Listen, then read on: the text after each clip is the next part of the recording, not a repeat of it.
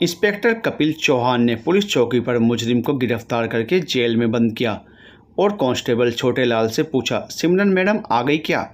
छोटे लाल ने जवाब दिया, अभी तक नहीं आई सर, वो एक केस की जांच के सिलसिले में अस्पताल गई हैं, वहीं से होते हुए आएंगी। कपिल ने बोला, अच्छा, हमें लगा शायद वो आज देर से आएंगी। तब छोटे लाल हंसते हुए बोले, नहीं सर, अपने 28 साल के करियर में मैडम को कभी देर से आते नहीं देखा। समय की बहुत पाबंद है, अपने काम में बिल्कुल भी लापरवाही नहीं करती, अपने काम को बहुत महत्व देती हैं। तभी कदमों की आहट हुई। सिमरन को देख वहां खड़े हवलदार ने सैल्यूट करके जय हिंद मैडम बोला। सिमरन ने कड़क आवाज़ में कहा, आज के केस की सभी फाइल हमारी टेबल पर पहुंचा दो। इतना बोल वो अपने केबिन की तरफ चली गई। तभी उन्होंने देखा जेल में कम उम्र का एक लड़का बंद है।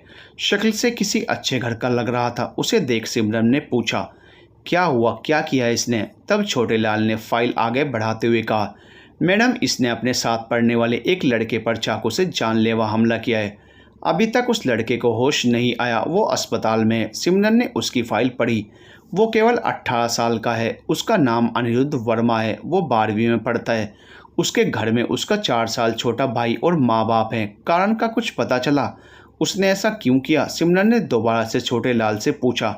वहाँ खड़े इंस्पेक्टर कपिल बोले, मैम, अनिरुद्ध अपने स्कूल का टॉपर है, पर वो इस समय कुछ भी बोलने को तैयार नहीं। बस यही बोलता है, मुझे कुछ भी सज़ा दे दो, मैं उसे नहीं छोड़ूंगा, मैं उसे जान से मार दूंगा। सिमरन ने कहा, ठीक है, मैं बात करती हूँ। एक शांत कमरे में पूछताछ के लिए अनिरुद्ध को लाया गया। सिमरन ने अनिरुद्ध से पूछा, बताओ अनिरुद्ध, तुमने उस पर जानलेवा हमला क्यों किया? अनिरुद्ध बोला, आपको जो सज़ा देनी है दे दो। हाँ, मैंने ही मारा है उसे। इंस्पेक्टर कपिल बोला, मैम, इसे तो मेरे हवाले कर दो। इसे जब मेरे हाथ की खुराक मिलेगी तो सारी वजह बताएगा। सिमरन बोली, रहने दो, अभी इसे जेल में ही रखो, कल देखते हैं उस लड़के कुलदीप को होश आता है या नहीं। अगले दिन कुलदीप को होश आ गया। कुलदीप के स्टेटमेंट के दौरान पता चला अनिरुद्ध अपने साथ पढ़ने वाली लड़की आरोही से प्यार करता है, जो उसकी बचपन की दोस्त है। जब उसे पता लगा कि कुलदीप और आरोही आपस में प्यार करते हैं तो उसे लगा कुलदीप आरोही को उससे छीन रहा है। कुलदीप की जन्मदिन की पार्टी में जब आरोही और कुलदीप को एक साथ गले लगा देखा तो उसे बहुत गुस्सा आया और फल की टोकरी में रखे चाकू से उस पर हमला कर दिया। कुलदीप के पिता वकील हैं, अपने बेटे पर हमला करने वाले को वो आसानी से नहीं छोड़ने वाले। जब सिमरन अनिरुद्ध के माता और पिता से मिली तो उसे उन पर बहुत तरस आया। वो मध्यम वर्ग के बहुत ही सज्जन लोग थे। वह सिमरन से अपने बेटे को बचाने के लिए बोल रहे थे। उन्होंने बताया कि उनके बेटा ऐसा नहीं था, वह हमेशा अपनी पढ़ाई पर ध्यान देता था। कुछ दिनों से पता नहीं उसे क्या हो गया, एक दिन उसने आत्महत्या करने की भी कोशिश की थी। ये सब सुनकर सिमरन ने एक बार अनिरुद्ध से बात करने की सोची। उसने अनिरुद्ध को बाल सुधार गृह भेजा और वहीं उसे समझाने का सोचा। सिमरन अक्सर अपनी छुट्टी वाले दिनों में बाल सुधार गृह जाती थी। सिमरन सभी बच्चों के साथ अनिरुद्ध से मिली। सभी बच्चों के साथ अनिरुद्ध बिल्कुल शांत बैठा हुआ था, किसी से कुछ नहीं बोल रहा था। सिमरन ने उसे अलग कमरे में बिठाया और बात करनी शुरू की। उसने अनिरुद्ध से पूछा, तुम आरोही से कितना प्यार करते हो? आरोही का नाम सुनकर अनिरुद्ध चौंक गया। वह हैरानी से सिमरन की तरफ देखने लगा। जिसे तुम प्यार करते हो उसके ही प्यार को उससे छीन रहे हो। अनिरुद्ध गुस्से में बोला, आरोही सिर्फ मेरी है, मैं उसे किसी और की नहीं होने दूंगा। सिमरन मुस्कुराती हुई बोली, तुम्हारे हिसाब से प्यार का मतलब अपने प्यार को हासिल करना है, चाहे वो तुम्हें चाहती हो या नहीं। पता है वो अब तुमसे कितनी नफरत करती है, क्योंकि उसे उम्मीद भी नहीं थी कि तुम ऐसा भी करोगे। अनिरुद्ध की आंखों में आंसू आ गए। वो बोला, मैंने उसे बचपन से चाहा है, हमेशा उसकी मदद की, पर जब से वो कॉलेज गई और वहाँ उसे कुलदीप मिला, वो हीरो की तरह दिखने वाले कुलदीप से प्यार करने लगी।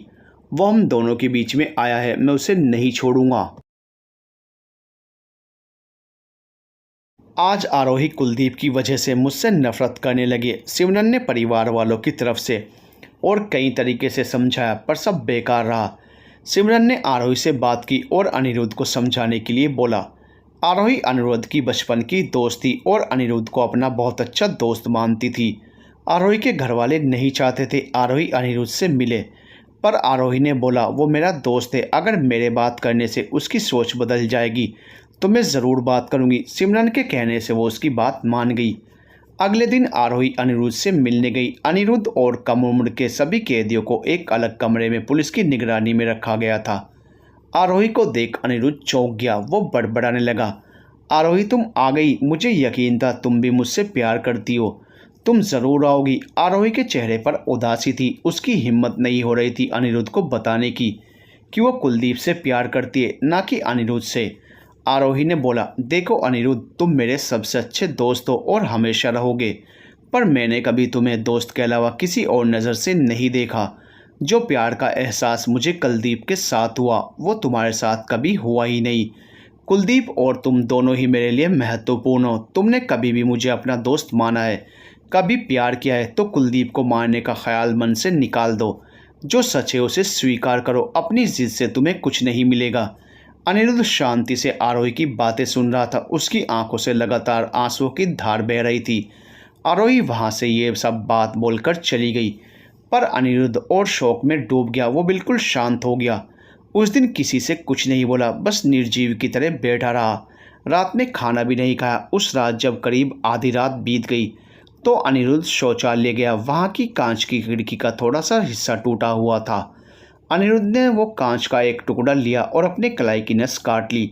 जब दूसरा कैदी शौचालय गया और शौचालय को अंदर से बंद पाया, उसने आवाज़ लगाई, पर कोई उत्तर ना मिलने पर उसने हवलदार को खबर की। सबने मिलकर दरवाज़ा तोड़ा और अनिरुद्ध को बेहोश पड़े देखा। जल्दी से एम्बुलेंस बुलाकर अस्पताल में भर्ती करके सिमरन और अनिरुद्ध के घर वालों को खबर की। सभी लोग अस्पताल में पहुंचे। सिमरन वहां के हवलदार को डांटते हुए बोली, तुम सब कहाँ सो गए थे जो ऐसी घटना हो गई। हवलदार ने माफ़ी मांगते हुए सारी बात बताई। पूरी रात अनिरुद्ध को बचाने के लिए डॉक्टर लगे रहे। आरोही को जब खबर मिली वो भी अस्पताल में आ गई। सुबह डॉक्टर ने जब बताया अनिरुद्ध खतरे से बाहर है, तब सबको सुकून मिला। परिवार वालों और आरोही के मिलने के बाद सिमरन अनिरुद्ध से मिलने गई।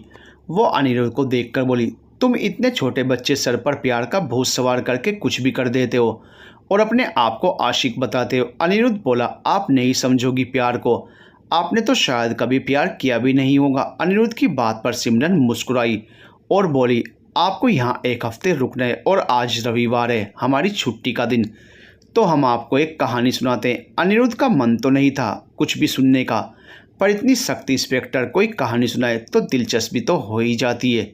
सिमरन ने एक गहरी सांस ली और कहानी सुनाना शुरू किया। दो दोस्त थे। लड़की का नाम सिम्मी था। वो हमेशा से एक इंजीनियर बनना चाहती थी, पर उसका दोस्त अर्जुन जो उसके साथ पढ़ता था वो हमेशा पुलिस में जाना चाहता था। सिम्मी अपने दोस्त अर्जुन को इतना चाहती थी कि उसके साथ पढ़ने और रहने के लिए उसने वही विषय लिए जो अर्जुन लेता। वो कोई भी ऐसा मौका जाने नहीं देती जिससे वो ज़्यादा से ज़्यादा अर्जुन के पास रह सके। ज़्यादातर समय दोनों साथ ही रहते। अर्जुन के लिए भी बहुत खास दोस्त थी सिम्मी। उन दोनों की अपनी अलग दुनिया थी। उन्हें किसी और की ज़रूरत महसूस नहीं होती थी। स्कूल ख़त्म हुआ, कॉलेज शुरू हुआ। दोनों ने एक ही कॉलेज में प्रवेश लिया। दोनों की दोस्ती में कुछ नहीं बदला था, पर अर्जुन थोड़ा बदल गया था। अर्जुन के पीछे बहुत सी लड़कियां पड़ी रहती। अर्जुन को भी ये अच्छा लगता था, पर सिम्मी को यह बिल्कुल भी पसंद नहीं था। वो बहुत गुस्सा हुआ करती अर्जुन के बदले स्वभाव से। सिम्मी और अर्जुन के बीच गहरी दोस्ती थी, पर प्यार था या नहीं ये उस समय दोनों को नहीं पता था। दोनों में प्यार भरी बातें तो नहीं, पर प्यारी सी शरारतें होती रहती थी। अर्जुन को सिम्मी को परेशान करने में बहुत मज़ा आता था। सिम्मी अर्जुन के अलावा किसी से बात करना भी पसंद नहीं करती थी। अर्जुन कॉलेज में अक्सर लड़कियों के साथ बातें करता, उनकी तारीफ करता, उन्हें अपनी बातों से प्रभावित करने की कोशिश करता रहता था।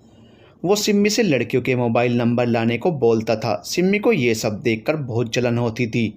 जब तक सिम्मी अर्जुन के साथ रहती वो उसे किसी और लड़की से बात भी नहीं करने देती थी।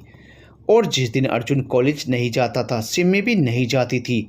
सिम्मी से दोस्ती करने के लिए कई लड़कों ने हाथ बढ़ाया, पर सिम्मी को अर्जुन के अलावा ना तो किसी लड़की से दोस्ती रखनी थी, ना ही किसी लड़के से। अगर अर्जुन की तबीयत थोड़ी भी ख़राब हो जाती तो सिम्मी बिल्कुल बेचैन हो जाती। वो अर्जुन के घर उसे मिलने जाती। कॉलेज में एक बार सिम्मी, अर्जुन और कुछ दोस्त कैंटीन में बैठे हुए थे। पास के टेबल पर एक लड़की बैठी थी। सादगी में भी बहुत खूबसूरत लग रही थी। थोड़ी देर में कॉलेज के कुछ आवारा लड़के वहां आए और उस लड़की को घूरते हुए उनमें से उन लड़कों का लीडर बंटी अप्रत्यक्ष रूप से कमेंट करने लगा। वो लड़की अपनी किताब में नजर गड़ाए उन सब की बातों को अनदेखा कर रही थी। अर्जुन उन्हें डांटने के लिए उठा तो सिम्मी ने हाथ पकड़कर रोकते हुए कहा, वो सीनियर हैं और बहुत बुरे भी, उनसे मत उलझो। तभी वो लड़की वहाँ से जाने लगी। वो लड़के उसका रास्ता रोककर खड़े हो गए। बंटी ने उस लड़की से कहा, हम तुम्हारे सीनियर हैं, जब तक हम जाने को ना बोलें यहीं खड़ी रहो। बंटी ने उस लड़की के हाथ से किताब लेकर देखते हुए बोला, ओ तो तुम वकालत पढ़ रही हो, नाम क्या है तुम्हारा? प्रियंका, उस लड़की ने दबी आवाज़ में कहा। बंटी ने कहा, चलो तो एक गेम खेलते हैं, हम तुम्हारा दुपट्टा एक लड़के को देंगे, तुम्हें उससे बिना बोले अपना दुपट्टा मांगना है। ये सुनकर प्रियंका चौंक गई। उसने अपना दुपट्टा कसकर पकड़ लिया। बंटी ने जैसे ही उसका दुपट्टा छुआ, प्रियंका ने बंटी के मुंह पर जोर का थप्पड़ मार दिया। ये देख वहां पर मौजूद सभी लोग हैरान रह गए। बंटी तिलमिला उठा। उसने ज़ोर से चिल्लाते हुए प्रियंका को मारने के लिए हाथ उठाया। तभी अर्जुन ने उसका हाथ रोकते हुए उसे पीछे धक्का दे दिया। बंटी बोला, तू मुझे जानता नहीं है मैं क्या कर सकता हूँ। तब प्रियंका चिल्लाते हुए बोली, तुम्हें नहीं पता हम क्या कर सकते हैं? थोड़ी ही देर में प्रियंका ने कई धाराएं बता दी जिसके तहत वो बंटी पर केस कर सकती थी। बंटी ने कुछ नहीं कहा और गाल मलते हुए वहाँ से चला गया। अर्जुन प्रियंका से बात करना चाहता था पर वो बिना कुछ बोले वहाँ से चली गई। सिम्मी बोली, क्या हुआ?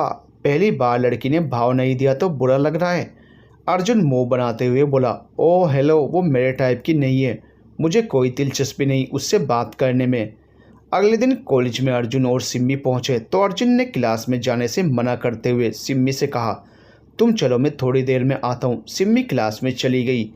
अर्जुन एलएलबी विभाग में जाकर सभी क्लास में झांक झांक कर प्रियंका को खोज रहा था। तभी एक क्लास के तीसरी लाइन में अर्जुन की नज़र ठहर गई। वहाँ प्रियंका बैठी थी। तब तक प्रोफेसर क्लास में नहीं आए थे। अर्जुन क्लास में ऐसी जगह जाकर बैठ गया जहाँ से प्रियंका दिख सके। थोड़ी देर बाद प्रोफेसर आए और लेक्चर शुरू किया। अर्जुन प्रियंका को ही देख रहा था। प्रोफेसर ने अर्जुन को खड़े होने को बोला। अर्जुन ने कुछ सुना ही नहीं, वो प्रियंका के ख्यालों में खोया हुआ था। क्लास के सभी विद्यार्थी अर्जुन को देखने लगे। प्रियंका देखते ही पहचान गई। अर्जुन के पास बैठे एक लड़के ने अर्जुन को जोर से हिलाया। अर्जुन हड़बड़ा गया। प्रोफेसर ने अर्जुन से कुछ सवाल पूछे। वो मुंह नीचे करके खड़ा हो गया। पीछे बैठे एक लड़के ने बोल दिया, सर ये बीएससी विभाग का है। प्रोफेसर ने दोबारा पूछा, तुम इस क्लास में क्यों आए हो? अर्जुन कुछ नहीं बोला। प्रोफेसर ने चेतावनी देकर उसे क्लास से बाहर निकाल दिया।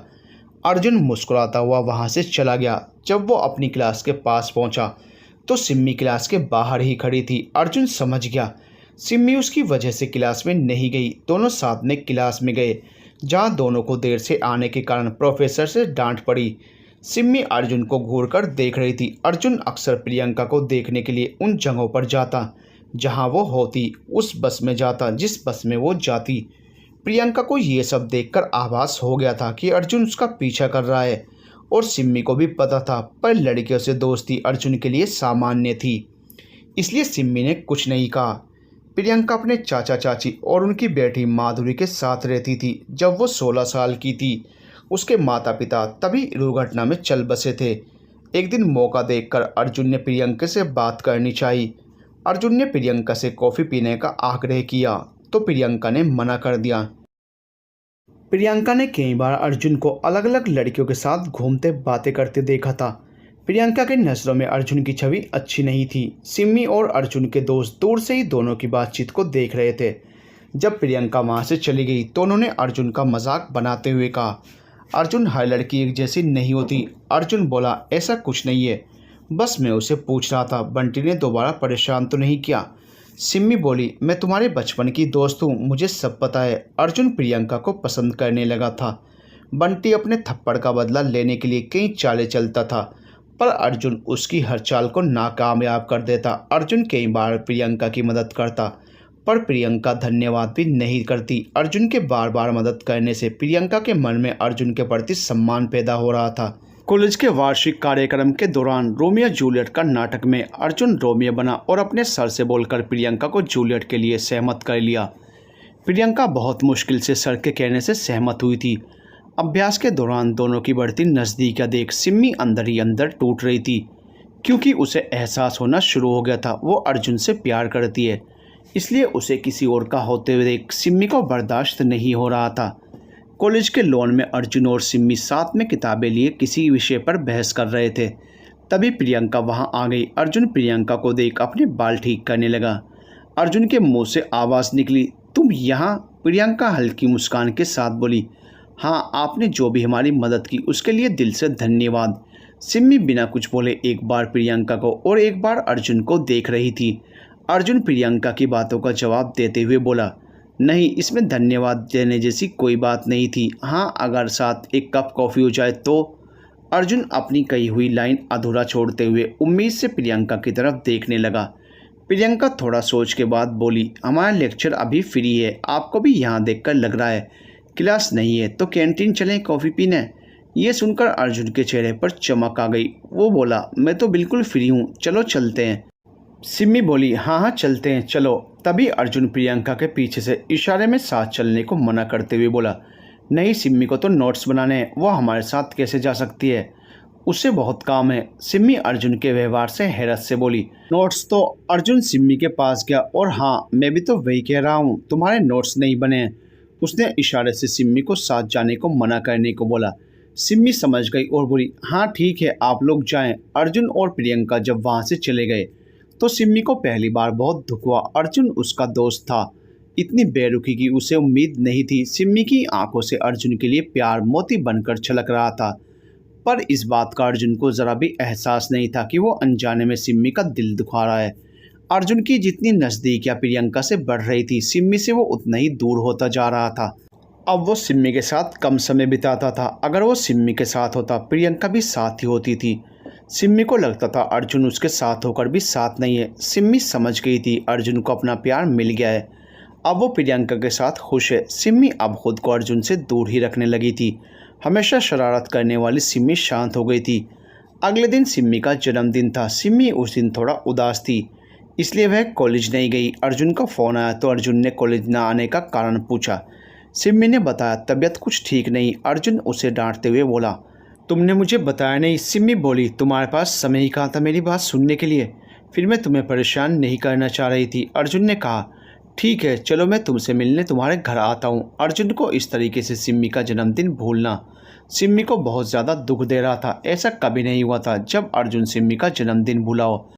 वह हमेशा सिम्मी को सबसे पहले जन्मदिन की बधाई देता था। कॉलेज के बाद अर्जुन सिम्मी के घर गया और उसे बहुत खूबसूरत सी अंगूठी दिखाई। यह देखकर सिम्मी के चेहरे पर चमक आ गई। उसे लगा शायद अर्जुन को उसका जन्मदिन याद है।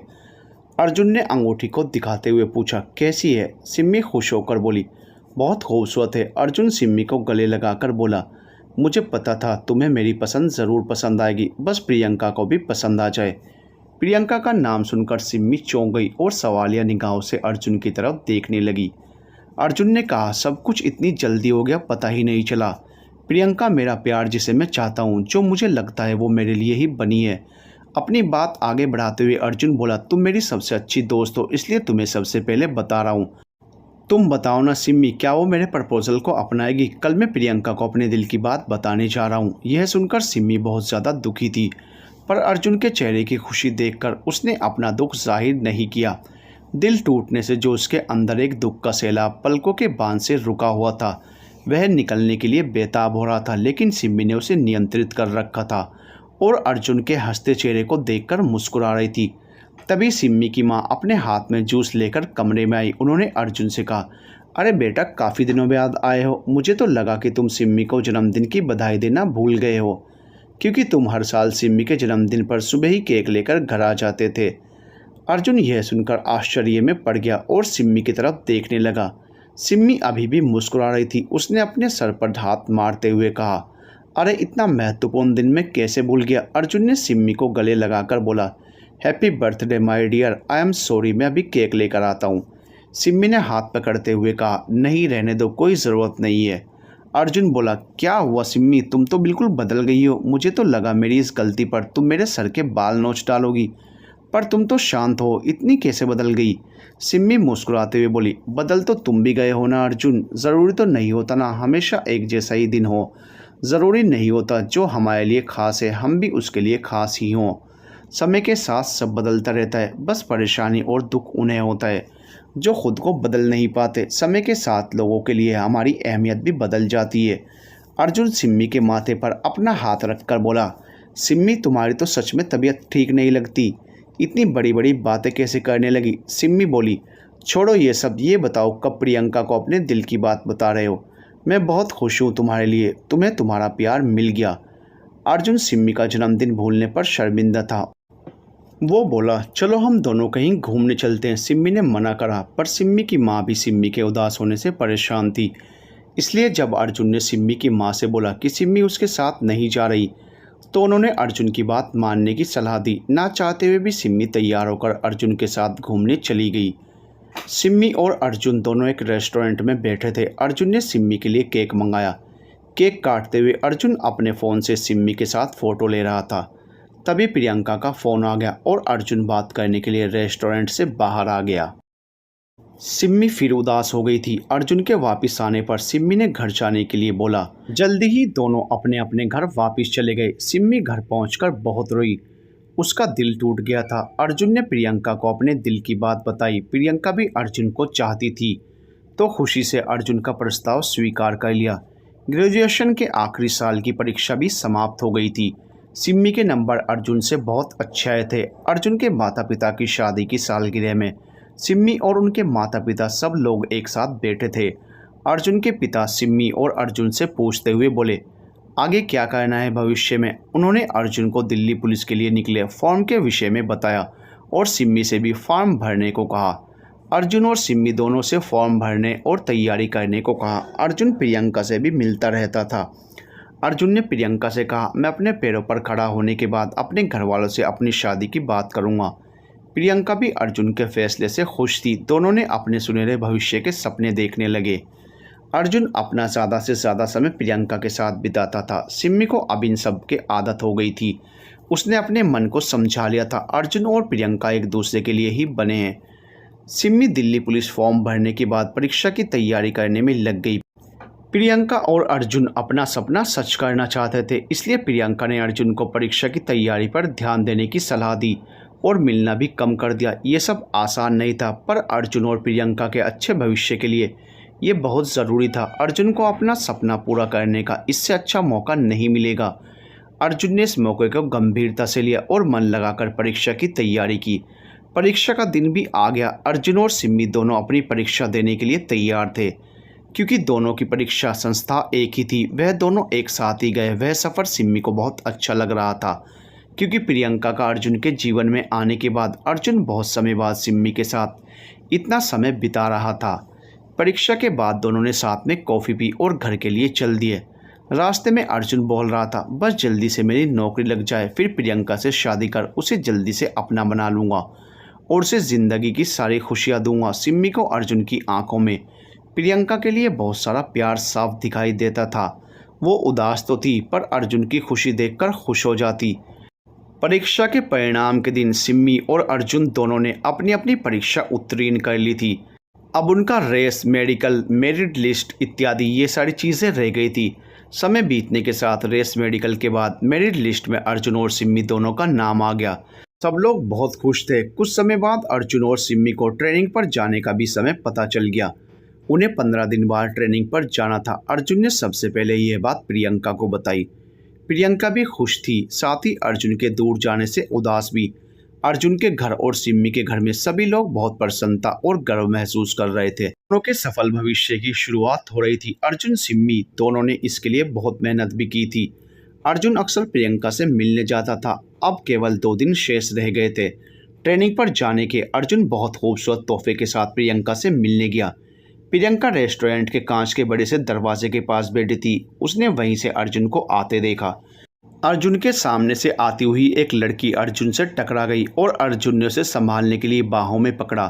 प्रियंका को यह देखकर कुछ अजीब लग रहा था। वह लड़की अर्जुन से कुछ बात कर रही थी, जैसे दोनों में जान पहचान हो। उसके बाद अर्जुन रेस्टोरेंट में अंदर आया और वो लड़की भी वहाँ से चली गई और प्रियंका और अर्जुन एक दूसरे को देख मुस्कुरा रहे थे। अर्जुन ने प्रियंका को गले लगाया और दोनों एक दूसरे का हाथ पकड़कर बैठ गए। प्रियंका ने अर्जुन से पूछा, वो बाहर लड़की कौन थी? अर्जुन ने पूछा, कौन सी लड़की? प्रियंका ने अपनी बात दोबारा दोहराई, अभी बाहर जो तुमसे मिली थी। अर्जुन ने थोड़ा सोचते हुए कहा, अरे वो पता नहीं कौन थी, मुझसे टकरा गई थी, तो बस मैं उसे सहारा देकर गिरने से बचाने की कोशिश कर रहा था। प्रियंका ने बोला, ओ मुझे लगा जैसे वो तुम्हें जानती है। अर्जुन अपना कॉलर ऊपर करके अपने बालों में हाथ फेरता हुआ बोला, हैंडसम लोगों को कोई नहीं जानता होगा। शायद वो मुझे जानती हो, पर मुझे ध्यान नहीं, मैं उससे पहले नहीं मिला। प्रियंका ने मुस्कुरा कर कहा, अच्छा बहुत चाहने वाले हैं तुम्हारे। अर्जुन हंसने लगा, बोलो छोड़ो इन सब बातों को, अब मैं ट्रेनिंग के लिए जाने वाला हूँ। अर्जुन अपने आगे की तैयारियों के बारे में बताने लगा, पर प्रियंका के मन में उस अजनबी लड़की को लेकर उलझन थी। उसने अर्जुन के सामने जाहिर नहीं होने दिया। करीब 1 घंटे तक दोनों ने बहुत सारी बातें की। अर्जुन ने बताया वो जब ट्रेनिंग के लिए दिल्ली जाएगा तो सब लोग एयरपोर्ट पर छोड़ने आएंगे। अगर तुम भी आओगे तो मुझे अच्छा लगेगा, अब ज़्यादा समय भी नहीं है। सिमी भी साथ ही जाएगी और वहाँ से सिमी और मैं अपने अपने सेंटर चले जाएंगे। थोड़ी देर बाद प्रियंका का फ़ोन बजा। प्रियंका ने फ़ोन पर बात करने के बाद बताया, चाची जी का फ़ोन है, उनकी तबीयत ठीक नहीं, उन्हें डॉक्टर के पास ले जाना है, मैं चलती हूँ। अर्जुन ने छोड़ने को बोला तो प्रियंका ने मना करते हुए कहा, नहीं चाची जी मुझे रास्ते में ही मिल जाएंगी, तुम रहने दो। अर्जुन भी फिर अपनी कार से अपने घर की ओर चल दिया। रास्ते में अचानक एक लड़की लिफ्ट मांगती हुई दिखाई दी। वो बहुत परेशान सी दिखाई दे रही थी। अर्जुन ने उस लड़की के पास कार रोकी। अर्जुन ने जैसे ही उस लड़की के चेहरे को देखा वो पहचान गया, वो वही लड़की थी जो रेस्टोरेंट के बाहर मिली थी। अर्जुन बोला, अरे आप यहाँ कैसे? उस लड़की ने बोला, आप मेरी मदद कीजिए, मैं यहाँ पर नहीं हूँ, कुछ अजीब से लोग मेरा पीछा कर रहे हैं, मुझे कोई ऑटो भी नहीं मिला। अर्जुन ने उसे कार में बैठने को बोला और पानी की बोतल देते हुए पूछा, आप कौन हैं, आपको कहाँ जाना है? उस लड़की ने बताया, मेरा नाम सनाया है, मैं झांसी से आई हूँ। झांसी से यहाँ देहरादून कैसे आना हुआ? उसने बताया, यहाँ इंटरव्यू देने के लिए आई थी, जॉब के लिए अप्लाई किया था। दोनों में इसी तरह की औपचारिक बातें हो रही थी। सनाया ने एक हॉस्पिटल का नाम बताते हुए कहा, वहाँ उनके दोस्त के जानकारी के डॉक्टर हैं, उनसे मिलने जाना है, वो मेरे रहने के लिए इंतज़ाम कर देंगे। अर्जुन ने सनाया के बताए हुए हॉस्पिटल पर सनाया को छोड़ दिया। कार से उतरने के बाद सनाया ने अर्जुन को थैंक्स बोलते हुए कहा, आपने बहुत मदद की है, मेरी जॉब लगते ही आपको मेरी तरफ से कॉफ़ी। अर्जुन ने मुस्कुराते हुए कहा, इसकी कोई ज़रूरत नहीं है। सनाया ने कहा, इसे मेरा थैंक्स समझ लीजिएगा। अर्जुन बोला, वो ठीक है, समय मिला तो।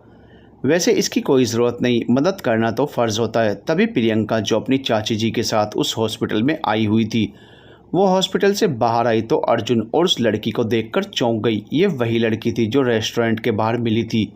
प्रियंका के मन में बहुत से सवाल चल रहे थे, पर चाची जी के साथ में होने के कारण वो कुछ पूछ नहीं सकी। अर्जुन का ध्यान प्रियंका पर नहीं गया, उसे पता ही नहीं चला वहाँ प्रियंका भी है। प्रियंका बिना कुछ बोले अपनी चाची जी के साथ घर आ गई। प्रियंका ने घर आते ही अर्जुन को फ़ोन किया। किसी कारणवश अर्जुन फ़ोन नहीं उठा सका।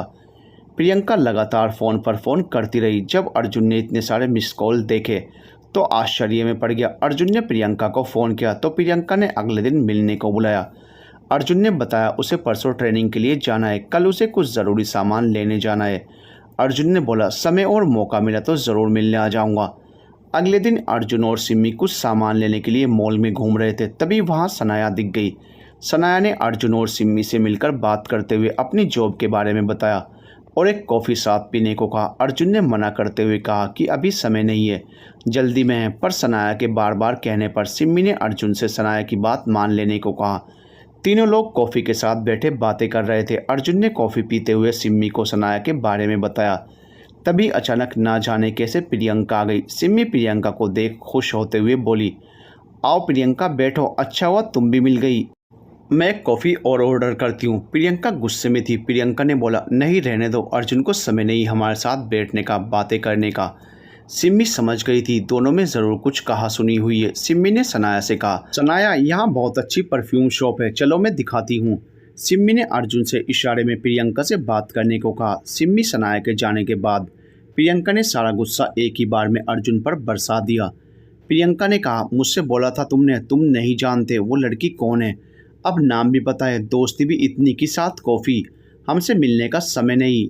अर्जुन ने प्रियंका को समझाया, ऐसा कुछ नहीं है, पर प्रियंका को गुस्से में कुछ नहीं दिख रहा था। वो बोले जा रही थी, अगर कुछ नहीं है तो मुझसे क्यों बोला, तुम नहीं जानते उस लड़की को, कॉलेज में तुम्हारी कितनी सारी दोस्त थी, मुझे लगा मुझसे मिलने के बाद तुम बदल गए हो। इस सब में सिमी भी तुम्हारा साथ दे रही है। अर्जुन ने बोला, मैंने बस तुमसे प्यार किया है, इसमें सिमी को कुछ मत कहो, जो कहना है मुझे कहो। बात इतनी बड़ी नहीं थी, पर उन दोनों की बहस ने बात को बहुत बड़ा बना दिया था। प्रियंका वहाँ से गुस्से में चली गई। अर्जुन के रोकने पर भी नहीं रुकी। अर्जुन परेशान हो गया। उसने प्रियंका को बहुत बार फ़ोन किया, पर प्रियंका ने मोबाइल बंद कर दिया। अर्जुन सिम्मी के पास गया। सिम्मी सनाया आपस में सामान के बारे में बातें कर रही थी। अर्जुन ने सिम्मी से घर चलने को कहा। सिम्मी ने पूछा भी, क्या हुआ, प्रियंका कहाँ है? अर्जुन ने कहा, चलो सब रास्ते में बता दूंगा। दोनों सनाया से अलविदा कहकर घर के लिए निकल गए। अर्जुन ने रास्ते में सारी बात बताई। सिम्मी ने बोला, कल सुबह तो हमें दिल्ली के लिए जाना है, आज बात नहीं हुई तो फिर ना जाने कब मौका मिलेगा। ट्रेनिंग में घर वालों से ही बहुत कम बात करने को मिलती है। अर्जुन और सिम्मी दोनों प्रियंका को बारी बारी फ़ोन मिलाते रहे, पर स्विच ऑफ ही आ रहा था। अगले दिन सुबह सिम्मी और प्रियंका के घर वाले दोनों को एयरपोर्ट छोड़ने गए। अर्जुन अभी भी प्रियंका को फ़ोन लगा रहा था। उसे उम्मीद थी प्रियंका ज़रूर आएगी। सिम्मी अपने परिवार से गले लग उनका आशीर्वाद ले रही थी। अर्जुन बस मेन गेट पर नज़र डाले प्रियंका की राह देख रहा था। फ्लाइट का समय होने पर सिम्मी ने अर्जुन से कहा, चलो समय हो गया। अर्जुन बोला, वो आएगी। उस दिन अर्जुन की उम्मीद और दिल दोनों टूट गया। प्रियंका नहीं आई। सिम्मी और अर्जुन दोनों प्लेन से दिल्ली अपने सब इंस्पेक्टर की ट्रेनिंग के लिए चल दिए थे। अर्जुन को उसकी बिल्कुल भी उम्मीद नहीं थी। उसे प्रियंका पर बहुत भरोसा था। वो कितने भी गुस्से में हो पर मिलने ज़रूर आएगी। सिम्मी हर तरह से अर्जुन की उदासी और चिंता दूर करने का प्रयास कर रही थी, पर अर्जुन का कहीं मन नहीं लग रहा था। दिल्ली पहुंचने के बाद सिम्मी ने अर्जुन से कहा, अर्जुन जैसे ही फ़ोन लग जाएगा मैं प्रियंका से बात करूंगी, तुम ऐसे परेशान मत हो। अर्जुन ने कहा, मेरा दिल मानने को तैयार ही नहीं। प्रियंका मुझसे इतनी नाराज़ हो सकती है, ज़रूर कोई और बात हो गई, वो जो एयरपोर्ट पर नहीं आ सकी। सिम्मी ने कहा, मैंने बोला ना सब ठीक हो जाएगा, चलो ट्रेनिंग सेंटर चलना है, अपना ध्यान रखना। अर्जुन और सिम्मी अपने अपने ट्रेनिंग सेंटर चले गए। अर्जुन जब सेंटर पहुंचा, वहां उसने रहने का कमरा देखा और साथ के लड़कों से मिला। सब लोग अच्छे थे। अर्जुन की उदासी देख उन्होंने बोला, घर से दूर 1 साल के लिए मन तो उदास होता ही है, पर चिंता मत करो, यहाँ इतना व्यस्त कर देंगे कि घर की भी याद का समय नहीं मिलेगा। दूसरी तरफ सिम्मी को भी नए लोग मिले, जिसमें साथ की लड़कियां और ट्रेनिंग देने के लिए शर्त है। सिम्मी और अर्जुन को जब भी समय मिलता वो प्रियंका को फ़ोन करते। फ़ोन हमेशा स्विच ऑफ आता। दोनों लोगों की ट्रेनिंग की शुरुआत हो चुकी थी। सुबह पीटी रेस, फिर नहाने के बाद नाश्ता और फिर दिन में क्लास, जिसमें सभी अधिनियम और कानून संबंधित धारा और कर्तव्य बताए जाते थे। बंदूक चलाना, परेड, ऐसी बहुत सी संबंधित चीज़ों के साथ हर रविवार मनोरंजन के लिए कुछ न कुछ कार्यक्रम होता था। सिम्मी और अर्जुन दोनों अपनी ट्रेनिंग मन लगाकर कर रहे थे, पर अर्जुन का दिल प्रियंका को याद करता था। लगभग 1 महीना ऐसे ही बीत गया। अर्जुन ने अपने दोस्त को फ़ोन लगाकर प्रियंका के बारे में पता लगाने को कहा। उसे पता चला कि प्रियंका 2 हफ्ते पहले ही अपने पूरे परिवार के साथ देहरादून छोड़कर चली गई। कहाँ गए किसी को कुछ भी नहीं पता, उनके पड़ोसी को भी कुछ नहीं पता चला। इस बात का पता जब अर्जुन और सिम्मी को लगा तो उन्हें भी बहुत अजीब लगा और चिंता भी होने लगी। अर्जुन ने प्रियंका की याद के साथ अपने ट्रेनिंग का समय पूरा किया। हमेशा मजाक मस्ती करने वाला अर्जुन अब बहुत गंभीर व्यक्तित्व वाला लड़का बन चुका था। अब अर्जुन के होठों पर मुस्कान भी बहुत मुश्किल से आती थी। पूरे 12 महीने की ट्रेनिंग के बाद सिम्मी और अर्जुन अपने घर गए। वहाँ उनके स्वागत की परिवार वालों ने बहुत अच्छी तैयारी कर रखी थी। अर्जुन ने सोचा था जैसे ही देहरादून जाएगा वो प्रियंका के बारे में पता करेगा। घर पर शानदार स्वागत के बाद दोनों परिवार के लोग साथ बैठे थे। तभी अर्जुन के पापा ने अर्जुन और सिम्मी से बात करते हुए कहा, तुम दोनों बच्चे अब अपने पैरों पर खड़े हो, अपनी ज़िंदगी में सफलता के रास्ते पर हो, तो हम लोगों ने भी कुछ सोचा है तुम दोनों के लिए। अर्जुन और सिम्मी आश्चर्य से उन्हें देखने लगे। तब सिम्मी के पापा ने बोला, बेटा हम तुम दोनों की शादी के बारे में बात कर रहे हैं। ये सुन अर्जुन और सिम्मी दोनों चौंक गए। सिम्मी ने बोला, पापा आप ये क्या बोल रहे हैं, शादी? अर्जुन ने भी बोला, आपने कैसे सोच लिया, मुझे अभी शादी के बारे में सोचना भी नहीं। तब अर्जुन की माँ ने कहा, बेटा तुम दोनों बचपन से साथ हो, एक दूसरे को अच्छी तरह समझते हो, दोनों की नौकरी भी एक जैसी है, दोनों साथ में खुश रहोगे। सिम्मी की माँ ने भी अर्जुन की माँ का समर्थन करते हुए कहा, और शादी अभी कहाँ कर रहे हैं, बस मंगनी कर लेते हैं, जब शादी का मन हो तब कर लेना, कभी ना कभी तो करोगे ही शादी। सिम्मी और अर्जुन एक दूसरे के चेहरे को देख रहे थे। उन्हें भी लग रहा था इस समय परिवार वालों को समझाना व्यर्थ है। अर्जुन और सिम्मी अलग कमरे में बैठे क्या करे सोचकर परेशान थे। अर्जुन ने सिम्मी से कहा, तुम मेरे लिए तो क्या किसी के लिए भी बहुत अच्छी हमसफ़र बन सकती हो, पर मुझे बस एक बार पता चल जाए प्रियंका कहाँ है, वो ठीक है, मेरे बिना खुश है तो मैं कभी पीछे मुड़कर नहीं देखूंगा। सिम्मी ने कहा, अर्जुन मुझे पता है तुम प्रियंका से कितना प्यार करते हो, तुम जो भी फैसला लोगे मैं तुम्हारे साथ हूँ। अर्जुन सिम्मी की तरफ देखकर बोला, थैंक्स सिम्मी, तुमने हमेशा मेरा साथ दिया है। कुछ ही दिनों बाद दोनों को दिल्ली अपनी अपनी ड्यूटी के लिए जाना था। अर्जुन के पास जितना समय था उसमें उसने प्रियंका के बारे में पता करने की पूरी कोशिश की। उनके पड़ोसी ने बताया प्रियंका की चाची कह रही थी वो मेरठ जा रहे हैं, जबकि प्रियंका के साथ की कुछ सहेलियों ने बताया प्रियंका ने बोला है कि वो लोग हरिद्वार शिफ्ट हो रहे हैं। वहाँ से भी कोई संतुष्ट जानकारी नहीं मिली, कोई नंबर भी नहीं मिला। अर्जुन ने देहरादून में जितना भी हो सके सब तरीके से प्रियंका का पता लगाने की कोशिश की, कोई कसर नहीं छोड़ी। अर्जुन उदास अपने कमरे में बैठा हुआ था। वो प्रियंका की फ़ोटो हाथ में लिए बोल रहा था, कहाँ चली गई तुम प्रियंका, इतना गुस्सा अच्छा नहीं होता, और कितना परेशान करोगी। तभी उनका नौकर रघु वहाँ एक डब्बे के साथ आया। वो बोला अर्जुन बाबा, ये आपके कमरे की सफाई से कुछ कागज़ मिले थे, मालकिन ने कहा आपको दिखा दूँ, आपके काम के तो नहीं है। अर्जुन ने नज़रअंदाज करते हुए कहा रख दो, मैं देख लेता हूँ। थोड़ी देर बाद सिम्मी अर्जुन के कमरे में आई। उसने अर्जुन से प्रियंका के बारे में पूछा। अर्जुन उदास होकर बोला नहीं, कुछ पता नहीं चला। सिम्मी की नज़र रघु के लाए डब्बे पर पड़ी। उसमें कुछ कार्ड और पेपर रखे हुए थे। सिम्मी उन कार्ड को देखकर बोली अरे इतने पुराने कार्ड अभी तक रखे हैं। सिम्मी की नज़र एक सफ़ेद लिफाफे पर पड़ी जिस पर अर्जुन लिखा हुआ था। सिम्मी ने उसे खोला। वो खत था जो प्रियंका ने अर्जुन के ट्रेनिंग पर जाने के बाद लिखा था। सिम्मी ने वो अर्जुन को दिखाया। अर्जुन को समझ नहीं आ रहा था ये उसके कमरे में कैसे। उसने रघु से पूछा। रघु ने थोड़ा याद करते हुए बताया वो जब आप ट्रेनिंग पर चले गए तो उसके करीब 20-25 दिन बाद ये खत बिना किसी पते के बाहर लेटर बॉक्स में था। मालकिन जी ने इसे आपके सामान में रखने को कहा था। इस बात को इतना ज़्यादा समय हो गया कि आपको बताने की याद नहीं रही। अर्जुन ने वो खत पढ़ा। उस पर लिखा था अर्जुन, जब तुम इस खत को पढ़ रहे होंगे शायद तब तक मैं इस शहर में नहीं रहूँगी। तुम मुझे भूल जाना। मैं जहाँ हूँ खुश हूँ। मुझे खोजने या मिलने की कोशिश मत करना। मुझे नहीं पता तुम मुझे सही समझोगे या गलत, पर इस जन्म में हम नहीं मिल सकते। खुश रहना और मुझे भूल जाना। ये पढ़कर अर्जुन का दिल टूट गया। जो उम्मीद बची थी वो भी उस खत से ख़त्म हो गई। वो सिम्मी को गले लगाकर रोने लगा। अर्जुन को ऐसे देख सिम्मी को भी बहुत दुख हो रहा था। उसकी आंखों में भी आंसू आ गए। सिम्मी अर्जुन की उदासी को दूर करने का हर सार्थक प्रयास करती, पर अर्जुन के चेहरे पर एक बार मुस्कान भी नहीं आती थी। सिम्मी ने अर्जुन को समझाया उसकी उदासी से उसके परिवार दोस्त भी दुखी हो रहे हैं। जिंदगी में हमेशा सब अच्छा नहीं होता, पर इसका मतलब ये नहीं आगे बढ़ना ही छोड़ दें। जो बीत गया उसे भूलकर आगे के बारे में सोचना चाहिए। अर्जुन सब बातें समझता था। उसने बोला मुझे थोड़ा समय लगेगा अपने अतीत से बाहर आने में। मैं चाहकर भी नहीं भूल पा रहा वो सारे पल जो प्रियंका के साथ बिताए थे। अर्जुन के मन की दशा को समझकर सिम्मी ने इन सब में अर्जुन का बहुत साथ दिया। अर्जुन की नौकरी के लिए पोस्टिंग नोएडा में और सिम्मी की दिल्ली में हुई थी। घर वाले चाहते थे नौकरी पर जाने से पहले दोनों की मंगनी हो जाए, पर अर्जुन ने मना कर दिया था। जब नौकरी पर जाने की तारीख पक्की हो गई तब माँ के कहने पर अर्जुन मंगनी के लिए मान गया। सिम्मी ने अर्जुन से कहा हम इसे रोक सकते हैं अगर तुम चाहो तो। अर्जुन ने सिम्मी का हाथ पकड़कर कहा नहीं, तुमने हमेशा साथ दिया। मुझे भी लगता है ये सही रास्ता है अतीत से बाहर निकलने का। कुछ खास मेहमानों के साथ मिलकर मंगनी की रस्म पूरी हुई। अर्जुन और सिम्मी ने एक दूसरे को अंगूठी पहनाई। इस रिश्ते से पूरा परिवार खुश था। अर्जुन के चेहरे पर भी खुशी थी, पर यह दिखावटी खुशी है। इस बात का पता सिर्फ सिम्मी को ही था। नौकरी पर जाने का समय आ गया। सिम्मी और अर्जुन दोनों निर्धारित समय से अपनी अपनी नौकरी पर पहुंच गए। दोनों अपने अपने कर्तव्य को निभाने में लगे थे। सिम्मी और अर्जुन समय मिलने पर एक दूसरे से मिलने जाते थे, मोबाइल पर बात करते थे। अर्जुन अब धीरे धीरे अपने काम और जिम्मेदारी में व्यस्त हो रहा था। इन सब में प्रियंका की किसी तरह की कोई खबर नहीं मिली।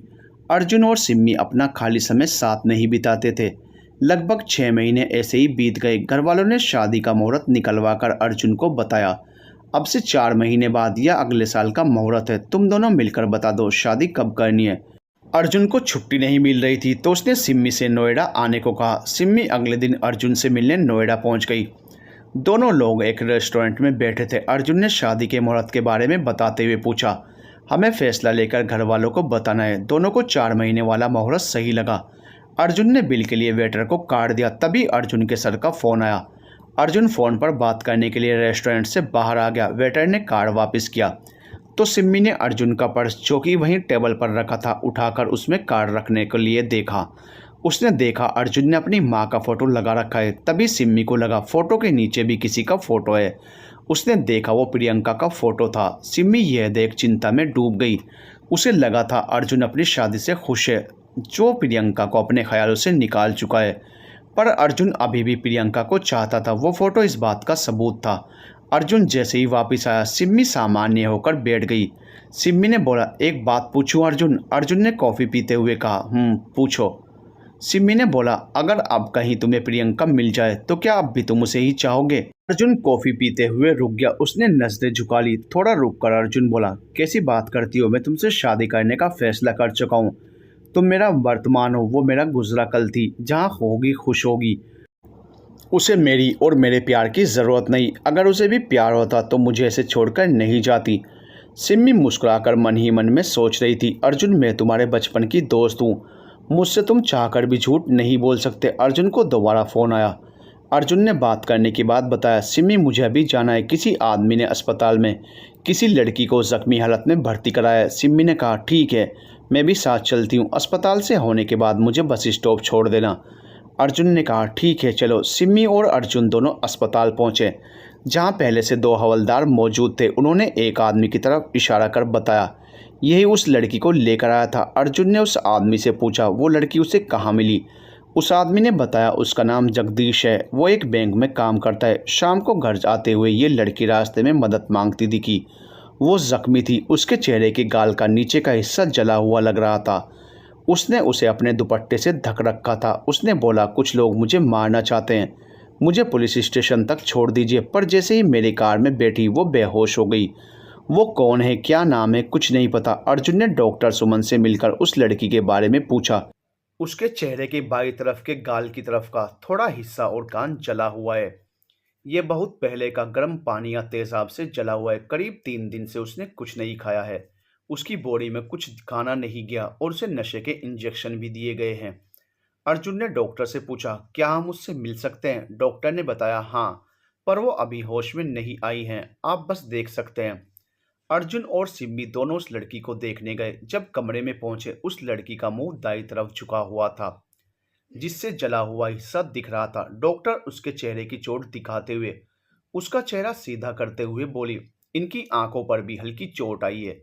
जैसे ही डॉक्टर ने उस लड़की का चेहरा सीधा किया, अर्जुन और सिम्मी चौंक गए। अर्जुन के हाथ से फाइल छूट गई। उसकी आंखों के आगे अंधेरा छा गया। उसके मुंह से निकला, प्रियंका। उसकी आंखों से आंसू बहने लगे। सिम्मी की भी आंखें भर आई। अर्जुन प्रियंका का हाथ पकड़कर रोते हुए बोला, मैंने हर जगह तुम्हें खोजा, मैं कितना बुरा हूं, मेरे होते हुए तुम्हारे साथ ये सब कुछ हो गया। तुम्हें कितना दुख सहना पड़ा। सिम्मी ने अर्जुन को बोला, खुद को संभालो अर्जुन, प्रियंका के साथ जिसने भी ये किया है, हम उसे नहीं छोड़ेंगे। अर्जुन ने प्रियंका को इतने दिनों बाद देखा था, वो भी इस हालत में, जिसकी वजह से अर्जुन को बहुत दुख हो रहा था। उसके लिए खुद को संभालना भी मुश्किल हो रहा था। एक पल के लिए वो भूल ही गया था कि वो एक पुलिस वाला है। अर्जुन और सिम्मी दोनों प्रियंका के बारे में जानने के लिए उत्सुक थे, पर जो आदमी प्रियंका को अस्पताल में लेकर आया था, उससे बहुत कम जानकारी मिली। कोई भी उत्तर संतोषजनक नहीं था। अर्जुन के मन में प्रियंका की इस हालत के जिम्मेदार उस इंसान के लिए बहुत गुस्सा था और उसे सजा देने के लिए मन में एक ज्वाला सी उमड़ रही थी। जब तक प्रियंका ना बताए तब तक कुछ भी मालूम नहीं कर सकते थे। सिम्मी ने अर्जुन से घर जाने को कहा, पर अर्जुन ने घर जाने से साफ मना कर दिया और बोला, जब तक प्रियंका को होश नहीं आ जाता मैं कहीं नहीं जाऊंगा। सिम्मी भी दिल्ली नहीं गई, वहीं अर्जुन के साथ अस्पताल में ही बैठी रही। अर्जुन प्रियंका के पास ही बैठा था। उसकी आंखों के आंसू बिल्कुल भी नहीं सूख रहे थे। सिम्मी अर्जुन के लिए कॉफी लेकर आई। कॉफी देते हुए वो अर्जुन के कंधे पर हाथ रखकर बोली, अर्जुन, हम मिलकर सब ठीक करेंगे, मैं तुम्हारे साथ हूँ। रात के करीब 2:30 बजे प्रियंका को होश आया। प्रियंका बड़बड़ा रही थी, मुझे छोड़ दो। सिम्मी डॉक्टर को बुलाने चली गई। अर्जुन ने प्रियंका का हाथ पकड़ा और बोलने लगा, प्रियंका, मैं तुम्हारे साथ हूँ। प्रियंका ने जब आंखें खोलकर सामने अर्जुन को देखा तो वो चौंक गई। अर्जुन से अपना हाथ छुड़ाकर रोते हुए बोली, नहीं अर्जुन, मैं वो प्रियंका नहीं। प्रियंका का चेहरा और प्रियंका दोनों खराब हो गई। मुझे मत छुओ, सब कुछ बदल गया, सब खत्म हो गया। उन लोगों ने मुझसे सब कुछ छीन लिया, मेरा प्यार, मेरा परिवार, मेरा सम्मान, सब कुछ छीन लिया। अर्जुन बोला, नहीं प्रियंका, मैं तुम्हारे साथ हूँ, मैं सब ठीक कर दूंगा। तुम अकेली नहीं हो, मैं तुम्हारे साथ हूँ। मेरे लिए तुम बिल्कुल नहीं बदली, जैसे पहले थी वैसे ही अब भी हो और हमेशा रहोगी। मैं तुम्हारी रक्षा नहीं कर सका, मुझे माफ कर दो। मेरे होते हुए तुम्हारी ये हालत हुई, मैं बहुत बुरा हूँ। अर्जुन प्रियंका को गले लगाकर उसे शांत करने की कोशिश करने लगा। तभी सिम्मी डॉक्टर और नर्स के साथ वहां पहुंची। अर्जुन और प्रियंका को गले लगा देख वो समझ गई दोनों के बीच अभी भी बहुत प्यार है। डॉक्टर ने प्रियंका को चेक किया और नर्स को दवाई देने के लिए बोल दिया। डॉक्टर ने कहा, अब आप इनका बयान ले सकते हैं। सिम्मी ने प्रियंका को गले लगाया और बोला, कहाँ चली गई थी प्रियंका? अर्जुन कितना परेशान था तुम्हारे लिए। सिम्मी और अर्जुन दोनों प्रियंका के पास बैठे और प्रियंका से सारी बात बताने को बोला। प्रियंका ने बताना शुरू किया। उस दिन जब सनाया को देख मैं गुस्से में घर आ गई और थोड़ी ही देर बाद जब गुस्सा शांत हुआ तब बहुत पछतावा हुआ। मैंने कुछ ज्यादा ही बोल दिया था। मैंने सोचा अगले दिन एयरपोर्ट पर पहुंचकर तुम्हें सरप्राइज दूंगी। मैं जब एयरपोर्ट के लिए ऑटो से निकली तब कुछ दूरी पर एक और औरत ने ऑटो में लिफ्ट ली। हम दोनों ऑटो में थे। बातों से पता चला वो वकील हैं। उनका नाम सरला था। मैंने भी वकालत पढ़ी थी तो हम दोनों बातें करने लगे। वो किसी केस के लिए दिल्ली जा रही थी। वो भी तुम्हारी फ्लाइट से जाने वाली थी। हम दोनों एयरपोर्ट की तरफ बढ़ रहे थे। तभी एक बाइक पर सवार दो लोग हमारे ऑटो के बगल में ही बाइक चलाने लगे। उन दोनों के मुंह कपड़े से ढके थे। बाइक के पीछे बैठे आदमी ने बंदूक से मेरे साथ वाली सरला मैम को गोली मार दी। ऑटो वाले ने तुरंत ऑटो रोका। मैंने और सरला मैम दोनों ने अपने मोबाइल हाथ में ही ले रखे थे। गोली लगने के बाद जब मैं सरला मैम को संभाल रही थी तो हम दोनों के मोबाइल नीचे गिर गए। बाइक वाले को शायद सरला मैम का मोबाइल चुराना था, पर दोनों मोबाइल देख उसे कुछ समझ नहीं आया तो वो दोनों मोबाइल लेकर चला गया। इन सब में जब वो मोबाइल उठा रहा था तब उसके चेहरे पर से कपड़ा गिर गया और मैंने उसे अच्छे से देखा। साथ ही मैंने बाइक का नंबर देखकर याद कर लिया था और उसे बहुत करीब से देखा था। मैंने ऑटो वाले से अस्पताल चलने को कहा। वो भी डरा हुआ था, फिर भी उसने हमारी बहुत मदद की। मैंने अस्पताल पहुंचकर डॉक्टर से सारी बात बताई और पुलिस को जानकारी दी। मैं उस समय एक गवाह थी, इसलिए मुझे थोड़ा भी समय नहीं मिला तुम्हें किसी और फोन से कॉल करने का। मैंने जो कुछ देखा था वो सब बता दिया। पुलिस के अनुसार वो एक नामी मुजरिम है। वो जिसके लिए काम करता है उसका केस दिल्ली में चल रहा था। उसके खिलाफ कत्ल के बहुत से केस चल रहे थे।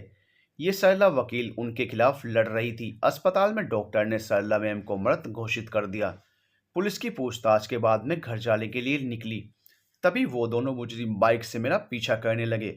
वो बिल्कुल मेरे सामने आ गए और हाथ में तेजाब लिए बोले, हमारे खिलाफ बोलेगी? ऐसा बोलकर जैसे ही उन्होंने वो तेजाब मुझ पर डाला मैं भागने के लिए मुड़ी, पर तब तक मेरे चेहरे के बाईं ओर के हिस्से पर तेजाब पड़ चुका था।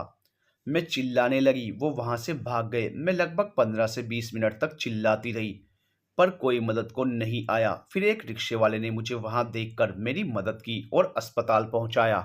अस्पताल में पुलिस और मेरे चाचा चाची और उनकी बेटी करुण आई थी। चाची जी मुझ पर बहुत गुस्सा कर रही थी। वो बोल रही थी, भैया भाभी चले गए और ये मुसीबत हमें दे गए। वो मुझे अक्सर इस प्रकार की बातें बोला करती थी। उन्होंने चाचा जी से पुलिस केस के लिए मना करते हुए कहा, आज प्रियंका के साथ ऐसा किया है, कल अगर उन्होंने हमारी बेटी करुणा के साथ भी ऐसा कर दिया तो? नहीं नहीं, हमें कोई पुलिस केस नहीं चाहिए। पुलिस ने कहा, जी ये तो पहले से ही एक गवाह हैं, जब तक ये खुद कुछ नहीं बोलती ये केस कानूनी ही होगा। मैं करीब 15 दिन बाद बोलने की दशा में आई। मैंने उनके खिलाफ केस करवाया, लेकिन इन सब में मैं बस अकेली ही थी। परिवार वाले साथ नहीं थे। लगभग 1.5 महीने बाद मैंने जब खुद को आईने में देखा, मैं खुद को संभाल नहीं सकी। मेरी आंखों के सामने बस अर्जुन तुम ही थे। मैं तुम्हारे लायक नहीं थी। मुझ में हिम्मत नहीं थी तुम्हारे सामने आने की, तुमसे बात करने की। इसलिए मैंने एक खत लिखकर तुम्हारे घर के लेटर बॉक्स में डाल दिया। केस लड़ना बहुत मुश्किल था। वो बहुत बड़ा मुजरिम है, उसका नाम इंदर है। उसकी पहुंच बहुत ऊपर तक है। फिर भी मैं हिम्मत करके केस लड़ती रही, पर मैं केस हार गई। मेरे वकील सतीश चंद्रा ने उस केस को और मजबूत कर दिल्ली हाई कोर्ट में डालने की कोशिश के लिए बोला। तब तक के लिए उन्होंने मुझसे अपनी सुरक्षा खुद करने को कहा, क्योंकि उन्हें डर था कि वो छूटने के बाद बदला जरूर लेगा। केस के शुरू होने से लेकर इन सब में 9 महीने से भी ज्यादा का समय लग गया था। मैंने अपने परिवार के साथ देहरादून छोड़ने का फैसला किया और बिना किसी को बताए नोएडा आ गए। सतीश चंद्रा को हम पीसीओ से फोन करते थे। उन्होंने बताया केस अदालत में दर्ज हो गया है और 1 हफ्ते बाद तुम्हें अदालत में आना है। इंदर के आदमियों ने मेरी खोज शुरू कर दी और जब एक दिन मैं मुंह पर कपड़ा बांधे पीसीओ से सतीश चंद्रा से बात करके घर के लिए निकली, तब इंदर के आदमियों ने मुझे पकड़ लिया। वो मुझे बहुत अजीब सी जगह ले गए। वहां इंदर आया। वो बोला, तुझे पहले ही मार देना चाहिए था। और उसने मुझे बहुत यातनाएं दी। एक दिन मौका मिल गया। वो मुझे बेहोश कर वैन से किसी दूसरी जगह पर लेकर जा रहे थे। रास्ते में मुझे होश आया तो वैन रुकी हुई थी। वो सब वैन से बाहर किसी से बहस कर रहे थे। मैंने वहां से भागकर एक कार वाले आदमी से मदद मांगी। उसके बाद मुझे याद नहीं मैं यहाँ कैसे आई। ये सब सुन अर्जुन को इंदर पर बहुत गुस्सा आ रहा था। अर्जुन बोला, कुछ भी हो मैं उसे नहीं छोड़ूंगा। सिम्मी ने भी अर्जुन का समर्थन करते हुए कहा, अब इंदर के पाप का घड़ा भर गया है। उसके कर्मों की सजा उसे जरूर मिलेगी। प्रियंका ने कहा, मेरी इस लड़ाई में मेरे घर वालों में से कोई भी साथ नहीं देगा। अर्जुन ने प्रियंका का हाथ पकड़ते हुए कहा, पर मैं तुम्हारे साथ हूं और मैं वादा करता हूं इंदर को सजा जरूर मिलेगी।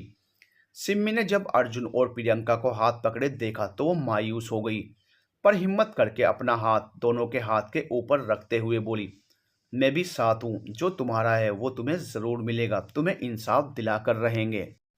सुबह जब अर्जुन के मोबाइल पर उनके पापा का फोन आया तो वो सिम्मी की तरफ देखने लगा। सिम्मी अर्जुन के चेहरे को देख समझ गई। घर वाले शादी की तारीख के लिए पूछ रहे हैं। अर्जुन सिम्मी को इस तरह देख रहा था मानो वो उससे इजाजत मांग रहा हो प्रियंका की मदद और उसका साथ देने के लिए। सिम्मी और अर्जुन एक दूसरे को देखते रहे। मोबाइल बजता रहा और कॉल भी कट गई। तब सिम्मी के मोबाइल पर सिम्मी के परिवार वालों का फोन आया। सिम्मी की आंखों में आंसू भरे हुए थे।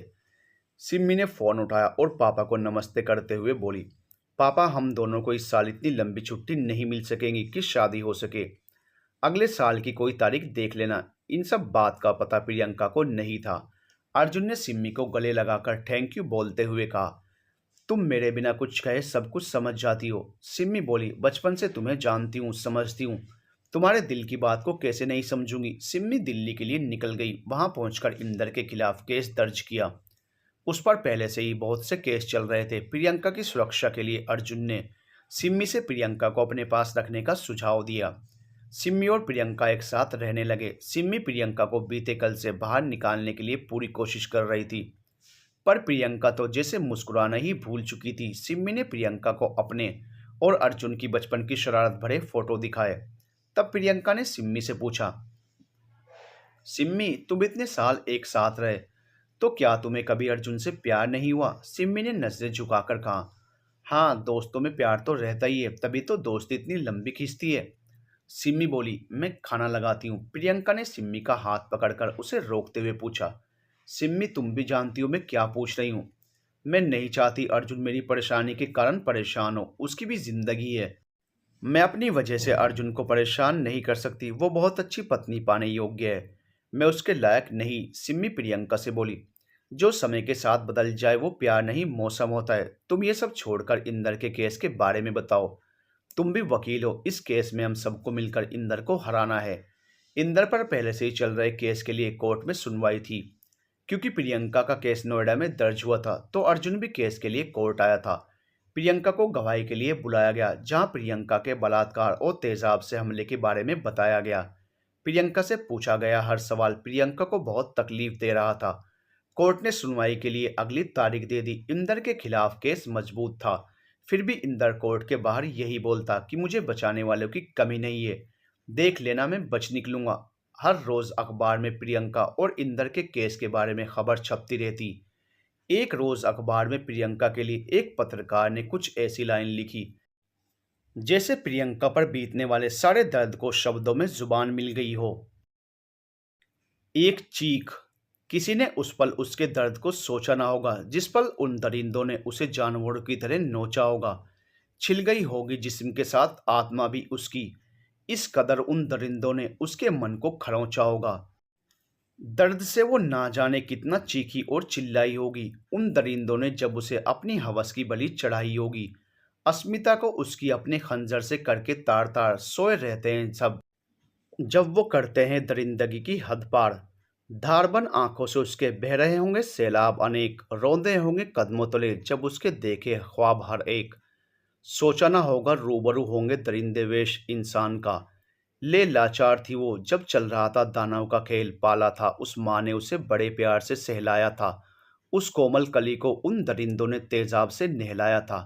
घुटन सी हो रही होगी उसे अपने ही तन बदन में।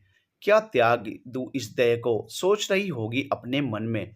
बेटी होने की सजा मिली उसे क्या, सोच के मन घबराया है। एक बार फिर लोगों ने उसके लिए दया के दीप जलाए हैं। कांप गई है कलम मेरी भी, दर्द लिख न सकूंगी। तेरी हो गई है बहुत हद, अब हो जाए इंसाफ का सवेरा। प्रियंका और सिम्मी घर पर ही थे, तभी सिम्मी के घर से फोन आया। सिम्मी उस समय नहा रही थी। तब प्रियंका ने फोन उठाया। वो सिम्मी की माँ बोल रही थी। प्रियंका ने अपने बारे में बताते हुए कहा कि मैं सिम्मी की सहेली बोल रही हूँ। सिम्मी की माँ ने बोला, बेटा तुम ही सिम्मी को समझाओ, मैं कब से कह रही हूँ शादी कर ले। पर ये और अर्जुन तो अपनी सगाई के बाद शादी के बारे में सोचना ही भूल गए। प्रियंका अर्जुन का नाम सुनकर चौंक गई। वो बोली, अर्जुन? तब सिम्मी की माँ ने बताया, हाँ बेटा, वो सिम्मी के बचपन का दोस्त थे। प्रियंका ने उनसे बोला, ठीक है मैं समझाऊंगी। इतना बोल उन्होंने फोन रख दिया। सिम्मी जब तौले से बाल सुखाती हुई आई तो प्रियंका ने सिम्मी को बधाई देते हुए कहा, सगाई की बधाई हो, तुम्हारी माँ का फोन था। सिम्मी चौंक गई। सिम्मी ने कहा, वो प्रियंका, हम तुम्हें सब बताने वाले थे, पर वो। प्रियंका ने कहा, पर क्या? तुम्हें क्या लगा मैं सुनकर टूट जाऊंगी, खुद को खत्म कर दूंगी? इतनी कमजोर नहीं हूं मैं। दो लोगों के प्यार का मतलब दोनों का मिल जाना तो नहीं होता ना। मैं खुश हूं तुम दोनों के लिए। इतना बोल प्रियंका अपने कमरे में चली गई और दरवाजा बंद कर रोने लगी। सिम्मी ने जब बात करनी चाहिए तो प्रियंका ने कहा, कुछ देर मुझे अकेला छोड़ दो। सिम्मी ने अर्जुन को फोन करके सारी बातें बताई। अर्जुन ने कहा, यह तो होना ही था, कल मिलते हैं, मिलकर समझाएंगे दोनों। सिम्मी ने प्रियंका से बार बार कमरे का दरवाजा खोलने को कहा, पर प्रियंका ने अंदर से, मैं ठीक हूँ, सुबह बात करेंगे, इतना बोल दरवाजा नहीं खोला। अगले दिन अर्जुन सिम्मी के घर आया। प्रियंका ने जब अर्जुन को देखा तो अपनी उदासी छुपाने के लिए मुस्कुराकर बोली, अरे वाह, आज सुबह सुबह अपनी मंगेतर से मिलने आए हो। अब जल्दी से दोनों शादी कर लो। सगाई के बाद इतना समय लगाना ठीक नहीं। पहले तो मैं सजा दूंगी। ये खुशखबरी क्यों छुपाई मुझसे? सिम्मी और अर्जुन बस चुपचाप एक दूसरे को देख रहे थे। अर्जुन प्रियंका का हाथ पकड़कर उसे अलग कमरे में ले गया और अपने दोनों हाथों से उसका चेहरा ऊपर करके बोला, मुझे माफ कर दो प्रियंका, मैंने बस तुमसे ही प्यार किया। पर तुम्हारा खत मिलने के बाद मुझे लगा तुम मुझसे मिलना ही नहीं चाहती। सिम्मी ने मेरा बहुत साथ दिया है। इस तरह उसका हाथ छोड़कर मैं उसके साथ और प्यार पर आघात नहीं कर सकता। मैं हमेशा तुम्हारी मदद करूंगा, पर जो जगह सिम्मी को दे दी है वह मुझसे छीन नहीं सकता। प्रियंका रोते हुए बोली, मैं समझ सकती हूँ, सब कुछ बदल गया, मैं पहले जैसी नहीं रही। ना मेरा चेहरा और ना ही मैं। हम जैसी लड़कियों को कोई दया तो दिखा सकता है पर अपना नहीं सकता। तुम दोनों मेरे इंसाफ की लड़ाई में साथ दे रहे हो, मेरे लिए यही बहुत बड़ी बात है, क्योंकि मेरा परिवार, मेरे अपने ही मुझे छोड़ चुके हैं। तुम्हारा ये उपकार मैं कभी नहीं भूलूंगी। अर्जुन ने कहा, ये क्या बोल रही हो? मैं अगर तुम्हें नहीं अपना रहा इसका मतलब तुम्हारी अब की दशा नहीं है। तुम जैसे पहले थी मेरे लिए अब भी वैसे ही हो। अभी के हालात इस तरह नहीं कि मैं तुम्हें समझा सकूं। प्रियंका बोली, अर्जुन तुम बस एक बार बोल दो, मुझसे प्यार नहीं करते, मुझसे शादी नहीं करना चाहते। अर्जुन उलझ गया था। अर्जुन का जवाब सुनने के लिए प्रियंका के साथ सिमी भी इंतजार कर रही थी। सिम्मी ये सब बातें कमरे के बाहर से सुन रही थी। तभी सिम्मी को फोन आया। सिम्मी को जो खबर मिली फोन पर, उसे वो सुनकर चौंक गई। अर्जुन को आवाज लगाते हुए सिम्मी ने बताया, वो वकील सतीश चंद्रा जो हमारा केस लड़ रहे थे, उनकी सड़क दुर्घटना में मृत्यु हो गई है। प्रियंका ने कहा, पहले भी जो वकील थे उन्हें इंदर ने मरवा दिया था। इंदर से हम कैसे जीतेंगे? उसके डर से कोई वकील भी उसका केस नहीं लेगा। सभी लोग इस बात पर परेशान हो गए। तभी सिम्मी ने अर्जुन को बोला, वकील तो है हमारे पास। अर्जुन सिम्मी की तरफ देखने लगा। तब सिम्मी प्रियंका की तरफ इशारा करते हुए बोली, मुझे नहीं लगता प्रियंका से अच्छा वकील हमें मिल सकेगा। अर्जुन को भी सिम्मी का सुझाव ठीक लगा, पर प्रियंका की जिंदगी में हुए हादसे के कारण प्रियंका का आत्मविश्वास कहीं खो चुका था। प्रियंका ने कहा, मुझे अपने जले हुए चेहरे के साथ किसी के सामने भी जाने में डर लगता है। मैं ये सब कैसे करूंगी? सिम्मी और अर्जुन ने प्रियंका को बहुत समझाया पर वो नहीं मानी। थोड़ी देर बाद सिम्मी कुछ सोचते हुए बोली, अर्जुन तुम यहाँ आए हो तो चलो किसी रेस्टोरेंट में चलते हैं। सिम्मी की इस बात पर प्रियंका के साथ अर्जुन को भी बहुत आश्चर्य हुआ। इतने गंभीर समस्या के समय सिम्मी को रेस्टोरेंट जाना है। सिम्मी ने बिना समय लगाए जल्दी से सबको चलने को कहा। सिम्मी ने बोला, आज स्पेशल वाले रेस्टोरेंट में जाएंगे। सिम्मी के कहने पर तीनों एक रेस्टोरेंट में पहुंचे। प्रियंका ने मुंह नीचे कर दुपट्टे से मुंह ढककर बैठी थी। तभी एक लड़की वहां ऑर्डर लेने आई। सिम्मी ने प्रियंका से कहा, ऑर्डर देने के लिए। प्रियंका का मन तो नहीं था, पर सिम्मी के कहने से प्रियंका ने ऑर्डर देकर जैसे ही मेन्यू वापस दिया तो प्रियंका की नज़र उस लड़की पर पड़ी। उस लड़की का आधा चेहरा जला हुआ था, एक आंख भी खराब हो गई थी। वो मुस्कुराकर वहां से चली गई। प्रियंका ने चारों ओर नजर घुमाई। वहां काम करने वाली सभी लड़कियां थी, सबके चेहरे जले हुए थे। किसी के हाथ तो किसी का पूरा चेहरा, किसी के कान नहीं थे तो किसी के नाक नहीं। सभी लोग उनसे सामान्य रूप से मिल रहे थे, बात कर रहे थे। उन लड़कियों ने मुंह भी ढका नहीं था। वो खुश थी, मुस्कुरा रही थी, मजाक कर रही थी, साथ में सेल्फी ले रही थी। अर्जुन सिम्मी का रेस्टोरेंट लाने का उद्देश्य समझ चुका था। प्रियंका की आंखों में आंसू आ गए। सिम्मी ने कहा, इंसान कभी नहीं हारता जब तक उसका मन न कहे। जो कुछ हुआ उसमें तुम्हारी क्या गलती? तुम क्यों छुपाओ अपना चेहरा? चेहरा तो बुरा काम करने वालों को छुपाना चाहिए। प्रियंका ने अपने चेहरे से दुपट्टा हटाया और हिम्मत से बोला, मैं ये केस जरूर लड़ूंगी। अर्जुन ने बोला, हम तीनों मिलकर जीतेंगे। प्रियंका ने सतीश चंद्र के यहाँ उनके सेक्रेटरी से सभी दस्तावेज लिए और पूरी तैयारी के साथ कोर्ट से केस लड़ने की इजाज़त मांगी। प्रियंका का खोया हुआ आत्मविश्वास धीरे धीरे वापिस आ रहा था। इंदर के आदमी ने उसे बहुत डराया, बहुत धमकाया, पर प्रियंका नहीं डरी। केस चलता रहा। अगली तारीख, फिर अगली तारीख, करीब 1 साल 2 महीने बाद अदालत ने इंदर को आजीवन कारावास की सजा सुनाई। ये प्रियंका के लिए बहुत बड़ी कामयाबी थी। इंदर हंसते हुए बोला, मैं ज्यादा समय नहीं रहने वाला जेल में। जैसे ही मौका मिला सबसे पहले तुम तीनों को सबक सिखाऊंगा।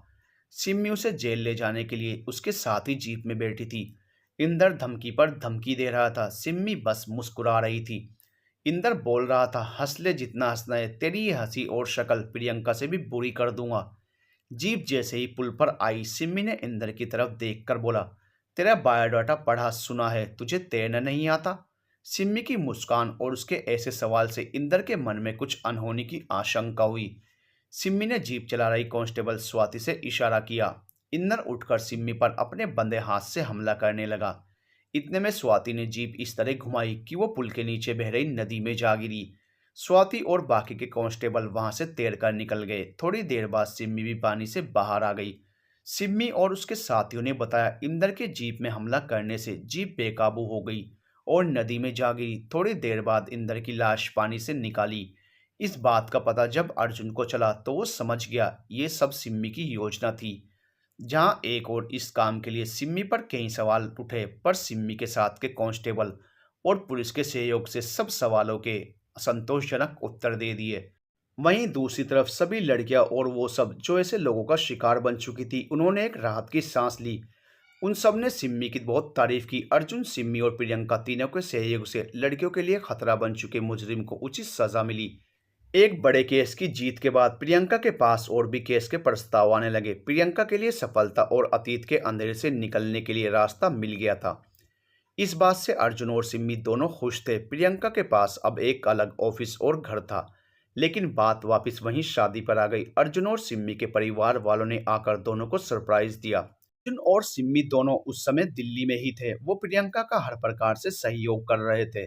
उनके परिवार वाले जब एक साथ बैठे, शादी की बात छेड़ते हुए शादी के लिए कहा, तो अब दोनों के पास मना करने के लिए कोई कारण नहीं था। अर्जुन ने उसी साल शादी के लिए हाँ कर दी, पर इस निर्णय को करते हुए उसके चेहरे पर उदासी और वादे को पूरी करने की मजबूरी साफ दिख रही थी।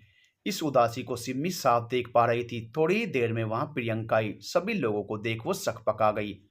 फिर सिम्मी ने सभी लोगों से मिलवाया, खास तौर पर अर्जुन के माँ और पापा से। सिम्मी ने उन्हें प्रियंका की कामयाबी के बारे में बताया। सिम्मी अपने एक एक शब्द में प्रियंका के बहुत से गुणों को बता रही थी। प्रियंका भी सामान्य रूप से सभी से मिल रही थी, बातें कर रही थी। सभी को प्रियंका का स्वभाव और प्रियंका बहुत अच्छी लगी। परिवार वालों ने उसी साल लगभग 2 महीने बाद शादी के लिए समय का निर्णय किया। प्रियंका ने अपना मन और दिल दृढ़ कर लिया। उनके इस निर्णय से सबके साथ वो भी अपनी खुशी दिखा रही थी, पर उस खुशी के पल के पीछे की उदासी बस सिम्मी और अर्जुन को ही पता थी। सिम्मी और अर्जुन की मां ने प्रियंका के सर पर हाथ फिराकर बोला, बेटा तुम्हें शादी में सबसे पहले आना है और यहाँ सिम्मी की शादी की खरीदारी में भी मदद करनी होगी। प्रियंका ने अपना गम छुपाते हुए कहा, हाँ आंटी जी, क्यों नहीं, आप बिल्कुल चिंता ना करें। सिम्मी की मां ने कहा, नहीं बेटी, तुम भी हमें माँ ही बुलाओ, तुम भी अब हमारे लिए सिम्मी जैसी ही हो। प्रियंका को एक अरसे के बाद परिवार का प्यार मिला था। प्रियंका समझ गई थी सिम्मी ने अचानक उसे क्यों बुलाया था। सिम्मी के प्यार और अपनेपन से प्रियंका के मन में अपने प्यार के त्याग के लिए साहस बढ़ गया। प्रियंका वहां से थोड़ी देर बाद अपने घर चली गई। अगले दिन अर्जुन और सिम्मी के परिवार वाले भी वहां से विदा लेते हुए शादी की तैयारी के उद्देश्य से देहरादून आ गए। अब सिमी प्रियंका के साथ अक्सर खरीदारी करती, पर इन सब में अर्जुन और प्रियंका के मन में एक विरह की वेदना हमेशा रहती थी। शादी के कार्ड छपने थे। घर वालों ने पसंद के लिए अर्जुन और सिमी को बहुत से कार्ड के फोटो भेजे। सिमी ने अर्जुन से पसंद पूछी, पर अर्जुन ने बिना कोई दिलचस्पी दिखाए बोल दिया, जो तुम्हें अच्छा लगे प्रियंका। प्रियंका का नाम सुन सिम्मी ने अर्जुन से बोला, मैं सिम्मी हूँ अर्जुन। अर्जुन थोड़ा सकपका गया और सॉरी बोलते हुए बोला, हाँ वो मुंह से निकल गया। सिम्मी ने कहा, मुंह पर उन्हीं का नाम आता है जो दिल में हो। अर्जुन अपनी नजरें चुराकर मोबाइल चलाते हुए बोला, क्या बोल रही हो? सिम्मी मुस्कुराते हुए बोली, क्यों खुद से झूठ बोल रहे हो अर्जुन? जो तुम कर रहे हो उससे हम तीनों खुश नहीं रहेंगे। तुम्हें पाकर भी मैं नहीं पा सकती, क्योंकि तुम प्रियंका के दिल में और प्रियंका तुम्हारे दिल में है। अर्जुन आश्चर्य से सिम्मी को देखते हुए बोला, पर अब ऐसा कुछ नहीं है सिम्मी, प्रियंका भी इस बात को समझ चुकी है। तुमसे वादा कर तुम्हें बीच राह में नहीं छोड़ सकता। सिम्मी अर्जुन का हाथ पकड़कर बोली, कौन सा वादा? जिस वादे को तुम्हारे दिल ने कभी माना ही नहीं। तुम्हें बचपन से जानती हूँ, कुछ ना भी बोलो तो भी समझ जाती हूँ। अर्जुन अब अपनी उदासी को आंखों से बहने से नहीं रोक सका। तुम और प्रियंका जरूर मिलोगे, सिम्मी ने बोला, घर वालों को मैं समझा लूंगी। घर वालों को समझाना आसान नहीं था। अर्जुन और सिम्मी दोनों छुट्टी लेकर घर गए और सबके सामने सारी बात कही। अर्जुन के घर वालों को समझाना मुश्किल था। प्रियंका का बलात्कार हुआ था, उस पर तेजाब से हमला हो चुका था। अर्जुन की तरह उसके परिवार का दिल बड़ा नहीं था। समाज के तानों के बारे में सोचकर वो लोग बिल्कुल भी सहमत नहीं हुए। प्रियंका उन्हें पसंद थी, पर एक बहू के रूप में नहीं। सिम्मी ने उसके घर वालों को बहुत समझाया। अर्जुन के निर्णय की प्रशंसा करने की बजाय उसकी पसंद को ही गलत बोल रहे थे। सिम्मी ने अर्जुन की माँ से बोला, आप भी एक औरत हैं, एक औरत के नजरिए से सोचिए, क्या प्रियंका को हक नहीं सामान्य जीवन जीने का, शादी करने का, खुश रहने का? सिम्मी की इसी प्रकार की कही बातों ने उन सब की सोच और निर्णय को बदलने पर मजबूर कर दिया। प्रियंका को सिम्मी ने फोन कर अपने घर देहरादून बुलाया और शादी के बारे में बताते हुए बोली, इस जन्म में अर्जुन तुम्हारा, पर अगले जन्म में मैं अर्जुन को तुम्हें नहीं दूंगी। प्रियंका और अर्जुन आंखों में आंसू लिए मुस्कुराने लगे। दोनों की शादी रस्मों रिवाज से हुई और इस शादी ने एक अलग मिसाल कायम की। प्रियंका का कन्यादान सिम्मी की माँ और पिताजी ने किया। उन्होंने प्रियंका को अपनी बेटी माना ही नहीं, बल्कि बेटी के लिए अपने कर्तव्य भी पूरे किए। प्यार सच्चा हो तो चेहरे की सुंदरता मायने नहीं रखती, बस दिल रखता है। प्रियंका अपने वकालत में इतनी कुशल थी कि जल्दी ही सफलता और प्रसिद्धि मिलने लगी। प्रियंका बलात्कारियों के खिलाफ और एसिड अटैक के खिलाफ लड़कियों के लिए बिना किसी शुल्क के केस लड़ती है। अनिरुद्ध जी से सिमरन सिम्मी की कहानी सुना रही थी। ने पूछा, सिम्मी का क्या हुआ? सिमरन ने बोला, सिम्मी को दो ही लोगों से प्यार था, एक अर्जुन और दूसरा अपना देश से। उसने पूरा जीवन देश को समर्पित करने को सोचा और कभी शादी ना करने का फैसला लिया। प्यार तो एक तरफा मोहब्बत को कहते हैं, जो दोनों तरफ से हो उसे किस्मत कहते हैं। अर्जुन को पाकर भी अगर अर्जुन के दिल में प्रियंका हो, वो उदास रहे, तो क्या ऐसे प्यार को हासिल करने से कोई फायदा होगा जिसमें अपने प्यार की खुशी ही ना हो? प्यार को पाने से ज्यादा उसकी खुशी महत्व रखती है। अर्जुन और प्रियंका को साथ खुश देखना ही सिम्मी के लिए प्यार था, और ऐसा प्यार वो अर्जुन के साथ हमेशा करती रहती है। अनिरुद्ध की तरफ देख सिमरन ने कहा, समझे कुछ? अब मैं यहाँ से जा रही हूँ और यहाँ की डॉक्टर मेरी बचपन की सहेली है। अगर फिर से कुछ भी ऐसा आत्महत्या करने की कोशिश की तो अभी मेरा गुस्सा नहीं देखा है तुमने। तभी वहाँ अनिरुद्ध को चेक करने डॉक्टर मधु आई। डॉक्टर मधु सिमरन को देखकर बोली, क्या बात है मैडम, बिना काम के तो मिलती ही नहीं। सिमरन ने कहा, हाँ काम ही ऐसा है। सिमरन जाने लगी, तभी मधु ने आवाज दी, सिमरन और सिम्मी। सिमरन नहीं सुन रही थी। तब मधु और पास जाकर बोली, मेरी बेटी का जन्मदिन है, कल तुम्हें आना है। सिमरन ने आने को हाँ कहा। अनिरुद्ध ने जब डॉक्टर मधु के मुंह से सिमरन को सिम्मी के नाम से बुलाते सुना तो वो समझ गया ये कहानी किसकी है। अनिरुद्ध इससे पहले कि कुछ कह पाता सिमरन वहां से जा चुकी थी। वो अनिरुद्ध की आंखों से ओझल हो गई। अनिरुद्ध के मन में सिमरन की कहानी ने बहुत गहरा असर किया था। वो बार बार सिम्मी और अर्जुन के ही बारे में सोच रहा था। उस पर निगरानी के लिए एक हवलदार तैनात था, क्योंकि उस पर जानलेवा हमले की शिकायत की गई थी। अगले दिन जब सिमरन पुलिस स्टेशन पहुंची तो हवलदार एकदम से आया और डरती हुई आवाज में बताया कि अनिरुद्ध अस्पताल से भाग गया है। ये सुन सिमरन को बहुत आश्चर्य हुआ, क्योंकि उन्हें अनिरुद्ध से ऐसा करने की बिल्कुल उम्मीद नहीं थी। उसने वहां तैनात हवलदार को जोर की डांट लगाई। सिमरन ने सबको बोला, जल्दी खोजो उसे, उसके घर कुलदीप के यहाँ, हर जगह कुछ भी हो जाए वो अभी चाहिए यहाँ। सिमरन सर पर हाथ रख चिंता से अपनी कुर्सी पर बैठ गई। थोड़ी देर में एक जानी पहचानी आवाज सिमरन के कानों में पड़ी, सिमरन मैम। सिमरन ने जैसे ही सर उठाकर देखा तो अनिरुद्ध सामने खड़ा था। सिमरन उसे देख आश्चर्य से बोली, कहाँ भाग गए थे अस्पताल से और अब यहाँ वापस भी आ गए? कुलदीप को कुछ किया तो नहीं ना? अनिरुद्ध ने मुस्कुराते हुए कहा, नहीं, मैं तो बस अपने से हुई एक गलती की माफी मांगने गया था। सिमरन ने बोला, तो तुम कुलदीप के पास गए थे? अनिरुद्ध ने बताया, जी, मैं उसके पास ही गया था। वो मुझे देखकर डर गया। मैं उसके पास गया और बोला, मैं बस तुमसे माफी मांगने आया हूँ। मेरी इस गलती की तुम्हें जो सजा देनी है दे दो, पर मुझे माफ कर दो। मैंने बहुत गलत किया। आरोही और तुम दोनों के प्यार को समझने की बजाय अपनी एक जिद को प्यार समझ बैठा। ये नहीं सोचा आरोही की खुशी किस में है, वो क्या चाहती है। मुझे माफ कर देना, मैं कभी भी तुम्हारे और आरोही के बीच नहीं आऊंगा। आरोही तुम्हारे प्यार से खुश है, बस वो खुश रहे, किसी के भी साथ रहे। इतना बोल मैं अपने आप को आपके हवाले करने आया हूँ। सिमरन बोली, तुमसे कुछ ऐसी ही उम्मीद थी। तभी कुलदीप आरोही के साथ कुलदीप के पिता वहां आए। उन्होंने अनिरुद्ध के खिलाफ केस कुलदीप के कहने से वापस ले लिया। जब कुलदीप ने आरोही को अनिरुद्ध के माफी मांगने वाली बात बताई तो आरोही ने कुलदीप से अनिरुद्ध को माफ करने को कहा। वो हमारा दोस्त है, उसे अपनी गलती का एहसास है। सिमरन ने सभी बातों और सबके स्टेटमेंट लेके साइन करा लिए और अनिरुद्ध को चेतावनी देकर छोड़ दिया। अनिरुद्ध से कहा, नए सिरे से जीवन शुरू करो। अनिरुद्ध जब वहां से निकला उसकी सोच बदल चुकी थी। उसे बहुत आत्मविश्वास और जिंदगी के प्रति लगाव महसूस हो रहा था। वो अपने परिवार से मिलकर बहुत खुश हुआ। उनसे भी अपने किए की माफी मांगी। कॉलेज में 12वीं के पेपर का समय आने वाला था। अनिरुद्ध के पास इन सब घटनाओं के बाद बहुत कम समय था। उसे मेहनत करके अपनी छवि को फिर से सफल बनाना था। वो कॉलेज जाता पर अब किसी से बात नहीं करता, बस क्लास और पुस्तकालय। यदि कहीं आरोही और कुलदीप दिख भी जाते तो अनिरुद्ध वहां से चला जाता।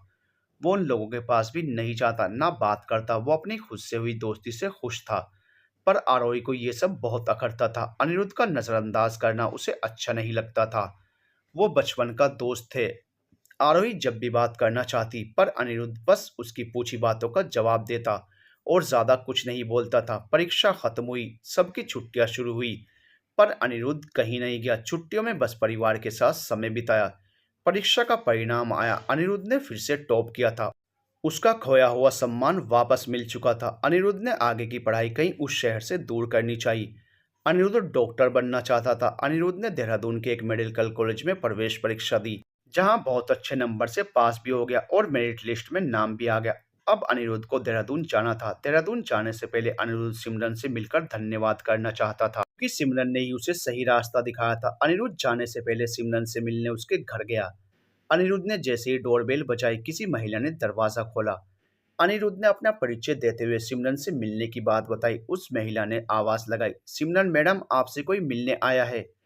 अनिरुद्ध को उन्होंने सम्मान सहित बैठाया। थोड़ी ही देर में सिमरन आ गई। उन्होंने अनिरुद्ध को देखकर कहा, तुम यहाँ, सब ठीक है? अनिरुद्ध ने कहा, हाँ सब ठीक है, और ये सब ठीक आपकी वजह से हुआ है। अनिरुद्ध ने बड़ी सी तस्वीर जो चमकदार कागज में ढकी हुई थी सिमरन की तरफ बढ़ाते हुए धन्यवाद कहा और अपने रिजल्ट के बारे में बताया। सिमरन बहुत खुश हुई।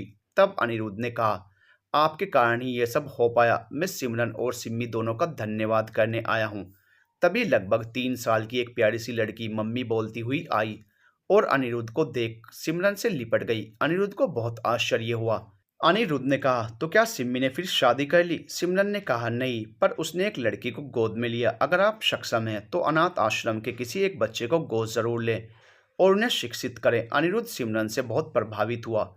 अनिरुद्ध उनका धन्यवाद कर एक अच्छे भविष्य का सपना लिए वहां से चला गया और कभी पीछे मुड़कर ना देखने का संकल्प लिए वो शहर छोड़कर चला गया। देहरादून पहुंचकर उसने बहुत मेहनत की। अपनी मेहनत और लगन से वो एक बहुत बड़ा डॉक्टर बन गया। आरोही और कुलदीप के विषय में उसने कभी जानने की कोशिश नहीं की। अनिरुद्ध के परिवार वालों ने बताया, उन दोनों ने शादी कर अपना जीवन साथ बिता रहे हैं। अनिरुद्ध ने अपने भाई और परिवार को एक सम्मानजनक और सुखमय समय का एहसास कराया। अनिरुद्ध यदि अपनी जिद पर कायम रहता, कुलदीप पर हमला करना और उसे आरोही के लिए प्यार समझना, तो शायद आज वो इतना सफल नहीं होता। कहीं किसी जेल में बदनामी की जिंदगी काट रहा होता। समय के साथ अनिरुद्ध की माँ अनिरुद्ध की शादी के लिए अलग अलग रिश्ते अनिरुद्ध को दिखाती रहती। पर अनिरुद्ध उन सभी को बिना लड़की देखे ही मना कर देता। अनिरुद्ध जितना गंभीर था उसका भाई उतना ही शरारती था। वो अनिरुद्ध से बोलता, भैया कम से कम मेरे बारे में तो सोचो, जब तक आप शादी नहीं करोगे मेरा नंबर तो आएगा ही नहीं। अनिरुद्ध ने अपने छोटे भाई गौरव के कान पकड़ते हुए कहा, जनाब पहले अपने पैरों पर खड़े हो जाओ, तभी होगी आपकी शादी। क्या भैया आप भी? मैं जब भी आपके साथ होता हूँ लड़कियां मुझे नहीं आपको देखती हैं, और आप हो कि पलट कर देखते तक नहीं। ना जाने क्यों लड़कियों का दिल तोड़ देते हो। माँ के बार बार कहने पर वो एक पार्टी के दौरान रिश्ते के लिए एक लड़की सोनम से मिलने को तैयार हो गया। पार्टी एक बड़े होटल में थी। अक्सर अनिरुद्ध को पार्टी बहुत उबाऊ लगा करती थी। वो पार्टी में पहुंचकर सबसे मिलने लगा, पर अभी वो लोग नहीं आए थे जिनसे अनिरुद्ध की मां अनिरुद्ध को मिलवाना चाहती थी। अनिरुद्ध हाथ में कोल्ड ड्रिंक का गिलास लिए पार्टी में एक तरफ चला गया। वहां लगभग पूरी एक दीवार ही कांच की बनी थी, जहां से बाहर का सुंदर गार्डन साफ दिखाई दे रहा था। अनिरुद्ध ने देखा वहां एक छोटी सी बच्ची फूलों से तितली पकड़ने की कोशिश कर रही थी, पर जैसे ही वो तितली को हाथ लगाती वो वहां से उड़ जाती। अनिरुद्ध को पार्टी से ज्यादा वो दृश्य में दिलचस्पी थी। तितली ना पकड़ पाने से वो बच्ची रोने लगी। तभी एक सादे से रंग में एक लड़की आकर उसे अपनी गोद में उठाकर चुप कराने लगी। उस लड़की को देख अनिरुद्ध चौंक सा गया, क्योंकि वो और कोई नहीं आरोही ही थी। तभी अनिरुद्ध को पीछे से किसी ने आवाज दी, एक्सक्यूज मी। अनिरुद्ध ने जैसे ही मुड़कर देखा वहां सुंदर नीले रंग का गाउन पहने खूबसूरत सी लड़की खड़ी थी। गले में डायमंड की चेन उसकी खूबसूरती को और निखार रही थी। वो अपने नाम की तरह ही किसी अप्सरा की तरह खूबसूरत थी। उस लड़की ने हाथ बढ़ाते हुए बोला, हाय मैं सोनम। अनिरुद्ध ने हाय बोला जैसे ही पीछे मुड़कर उस बच्ची और उस लड़की को देखना चाहा, पर तब तक वो दोनों ओझल हो गए। अनिरुद्ध सोनम से बात करने लगा, पर उसके मन में यही चल रहा था, क्या वो लड़की आ रही थी। सब बातें करने के बाद घर के लिए चल दिए। कार में बैठ गौरव के आने का इंतजार करने लगे। गौरव थोड़ी देर में आया तो अनिरुद्ध ने पूछा, कहाँ था? हम सब कब से इंतजार कर रहे थे। वो माँ और पिताजी को देख बोला, वो एक दोस्त मिल गया था उसी से बात कर रहा था। फिर धीरे से अनिरुद्ध के कान के पास आकर बोला, भैया आज मुझे मेरा प्यार मिल गया। अनिरुद्ध गौरव की तरफ घूरते हुए बोला, तुझे तो रोज तेरा प्यार मिल जाता है। गौरव अपनी गर्दन पर हाथ का अंगूठा और तर्जनी उंगली को मिलाकर रखते हुए बोला, कसम से इस बार सच्चा वाला प्यार हुआ है। अनिरुद्ध ने बोला, अच्छा तुझे हर बार हर लड़की से सच्चा प्यार हो जाता है। गौरव उदास होते हुए बोला, क्या भैया मेरा प्यार आपको मजाक लगता है? अनिरुद्ध मुस्कुराते हुए बोला, नहीं मेरे मजनू, तेरा प्यार तो सोने के अक्षरों में लिखा जाएगा। अनिरुद्ध के माता पिताजी ने सोनम के विषय में पूछा। अनिरुद्ध ने बोला, ठीक है। माँ ने फिर पूछा, तो बात आगे बढ़ाई जाए।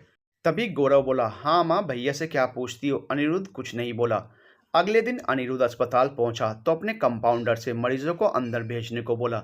करीब 20 मरीजों के बाद एक लड़की एक बड़ी उम्र की महिला और बच्ची के साथ अंदर आई। अनिरुद्ध उन्हें देखते ही पहचान गया, वो आरोही थी। अनिरुद्ध आरोही को देखकर बोला, आरोही तुम? आरोही उस महिला को सहारा देकर अंदर ला रही थी। अनिरुद्ध के मुंह से अपना नाम सुन उसका ध्यान उस ओर गया। उसने अनिरुद्ध को कुछ देर ध्यान से देखा और बोली, अनिरुद्ध। अनिरुद्ध मुस्कुराकर बोला, हाँ पहचान लिया। आरोही बोली, हाँ अच्छा लगा तुम्हें ऐसे एक बड़े डॉक्टर के रूप में देखकर। अनिरुद्ध ने उन्हें बैठने को कहा और रिपोर्ट देखी। वो रिपोर्ट आरोही की सास की थी, जो उसके साथ ही आई थी। अनिरुद्ध ने कुछ टेस्ट लिखते हुए कंपाउंडर से वो टेस्ट के लिए ब्लड लेने को कहा। वो आरोही की सास को वहां से टेस्ट के लिए ले गए। अनिरुद्ध ने आरोही से पूछा, और तुम्हारे पति? आरोही उदास होकर बोली, 2 साल पहले कुलदीप अपने पापा के साथ कार से मेरठ से दिल्ली आ रहे थे। रास्ते में बहुत बड़ी सड़क दुर्घटना हो गई, जिसमें कुलदीप और पापा जी दोनों नहीं रहे। मम्मी जी को तभी हार्ट अटैक आ गया। बहुत मुश्किल से सब संभाला, पर मम्मी जी के दिल की बीमारी बढ़ती ही चली गई। वहां के डॉक्टर ने यहाँ दिखाने को कहा, इसलिए यहाँ आई हूँ। अनिरुद्ध ने पूछा, कहाँ रुकी हुई हो? तो आरोही ने एक होटल का नाम बताते हुए कहा, यहीं रुकी हूँ। ये होटल वही वाला था जहाँ अनिरुद्ध पार्टी में गया था। अनिरुद्ध ने बताया, इनकी बीमारी गंभीर हो गई है, उन्हें यहाँ भर्ती करा देना। अनिरुद्ध ने जैसे कहा आरोही ने वैसा ही किया। जब अनिरुद्ध एक रोज अस्पताल में घूमते हुए मरीजों को देख रहा था, तब वो आरोही की सास से मिला। उन्होंने बातों में बोला, मुझे आरोही की बहुत चिंता रहती है। मेरी बीमारी में बहुत रुपये लग गए, मेरे बाद उसका कौन सहारा होगा? वो बिल्कुल अकेली हो जाएगी। कितनी बार दूसरी शादी को बोला तो बोलती है, मैं अपनी बेटी के साथ ही खुश हूँ। कोई भी मेरी बेटी को उसके वास्तविक पिता समान प्यार नहीं दे सकेगा। तभी आरोही वहां अपनी बेटी के साथ आई। सास से चल रही बात वहीं रोक अनिरुद्ध ने आरोही की बेटी के साथ बात करने लगा। उसने उससे नाम पूछा। उसने अपना नाम माही बताया। अनिरुद्ध जब घर गया उसके दिमाग में आरोही की सास की बातें ही घूम रही थी। अनिरुद्ध को पता था उनके पास ज्यादा समय नहीं है। अपनी बीमारी के साथ वो ज़्यादा दिन तक जीवित नहीं रह सकेंगी। अनिरुद्ध को ना चाहते हुए भी आरोही की चिंता होने लगी। अगले दिन अनिरुद्ध आरोही से मिला और कुछ ज़रूरी बात करनी है बोलकर अपने केबिन में आने को कहा। अनिरुद्ध ने आरोही के सामने अपने दिल की बात बताते हुए उसे अपनी पत्नी बनाने का प्रस्ताव दिया। आरोही ये सुनकर चौंक गई। वो बोली, मुझे दया नहीं चाहिए, मैं अपनी बेटी और कुलदीप की यादों के साथ खुश हूँ। अनिरुद्ध ने कहा, ये दया नहीं मेरा प्यार है, मैं पूरा निर्णय तुम पर छोड़ता हूँ, ऐसा तुम्हें ठीक लगे, पर मैं वादा करता हूँ माही का अच्छा पिता बनूंगा, उसे पिता की सारी खुशियाँ दूंगा। मैंने तुम्हारी सास से भी इस विषय में बात की, जो भी फैसला हो बता देना। आरोही की सास ने आरोही से ये शादी करने को और घर बसाकर खुश रहने को कहा। बहुत सोचने के बाद आरोही शादी के लिए मान गई। अनिरुद्ध के माँ ने अनिरुद्ध को समझाते हुए कहा, वो एक विधवा है और एक बच्ची की माँ भी। अनिरुद्ध ने बोला, तो क्या हुआ माँ, जीवन खत्म तो नहीं हो जाता, उसे भी हक है खुश रहने का। अनिरुद्ध ने अपनी बातों से सबको बहुत मुश्किल से मना लिया। सोनम से मिल सभी हालात समझाकर उसे माफी मांगते हुए दोस्ती का हाथ बढ़ाया। सोनम के मन में अनिरुद्ध के लिए बहुत सम्मान उत्पन्न हो गया। सबके सहमत होने के बाद अनिरुद्ध ने आरुषि से शादी कर उसे और उसकी बेटी को अपना लिया और दोनों हमेशा हमेशा के लिए एक हो गए।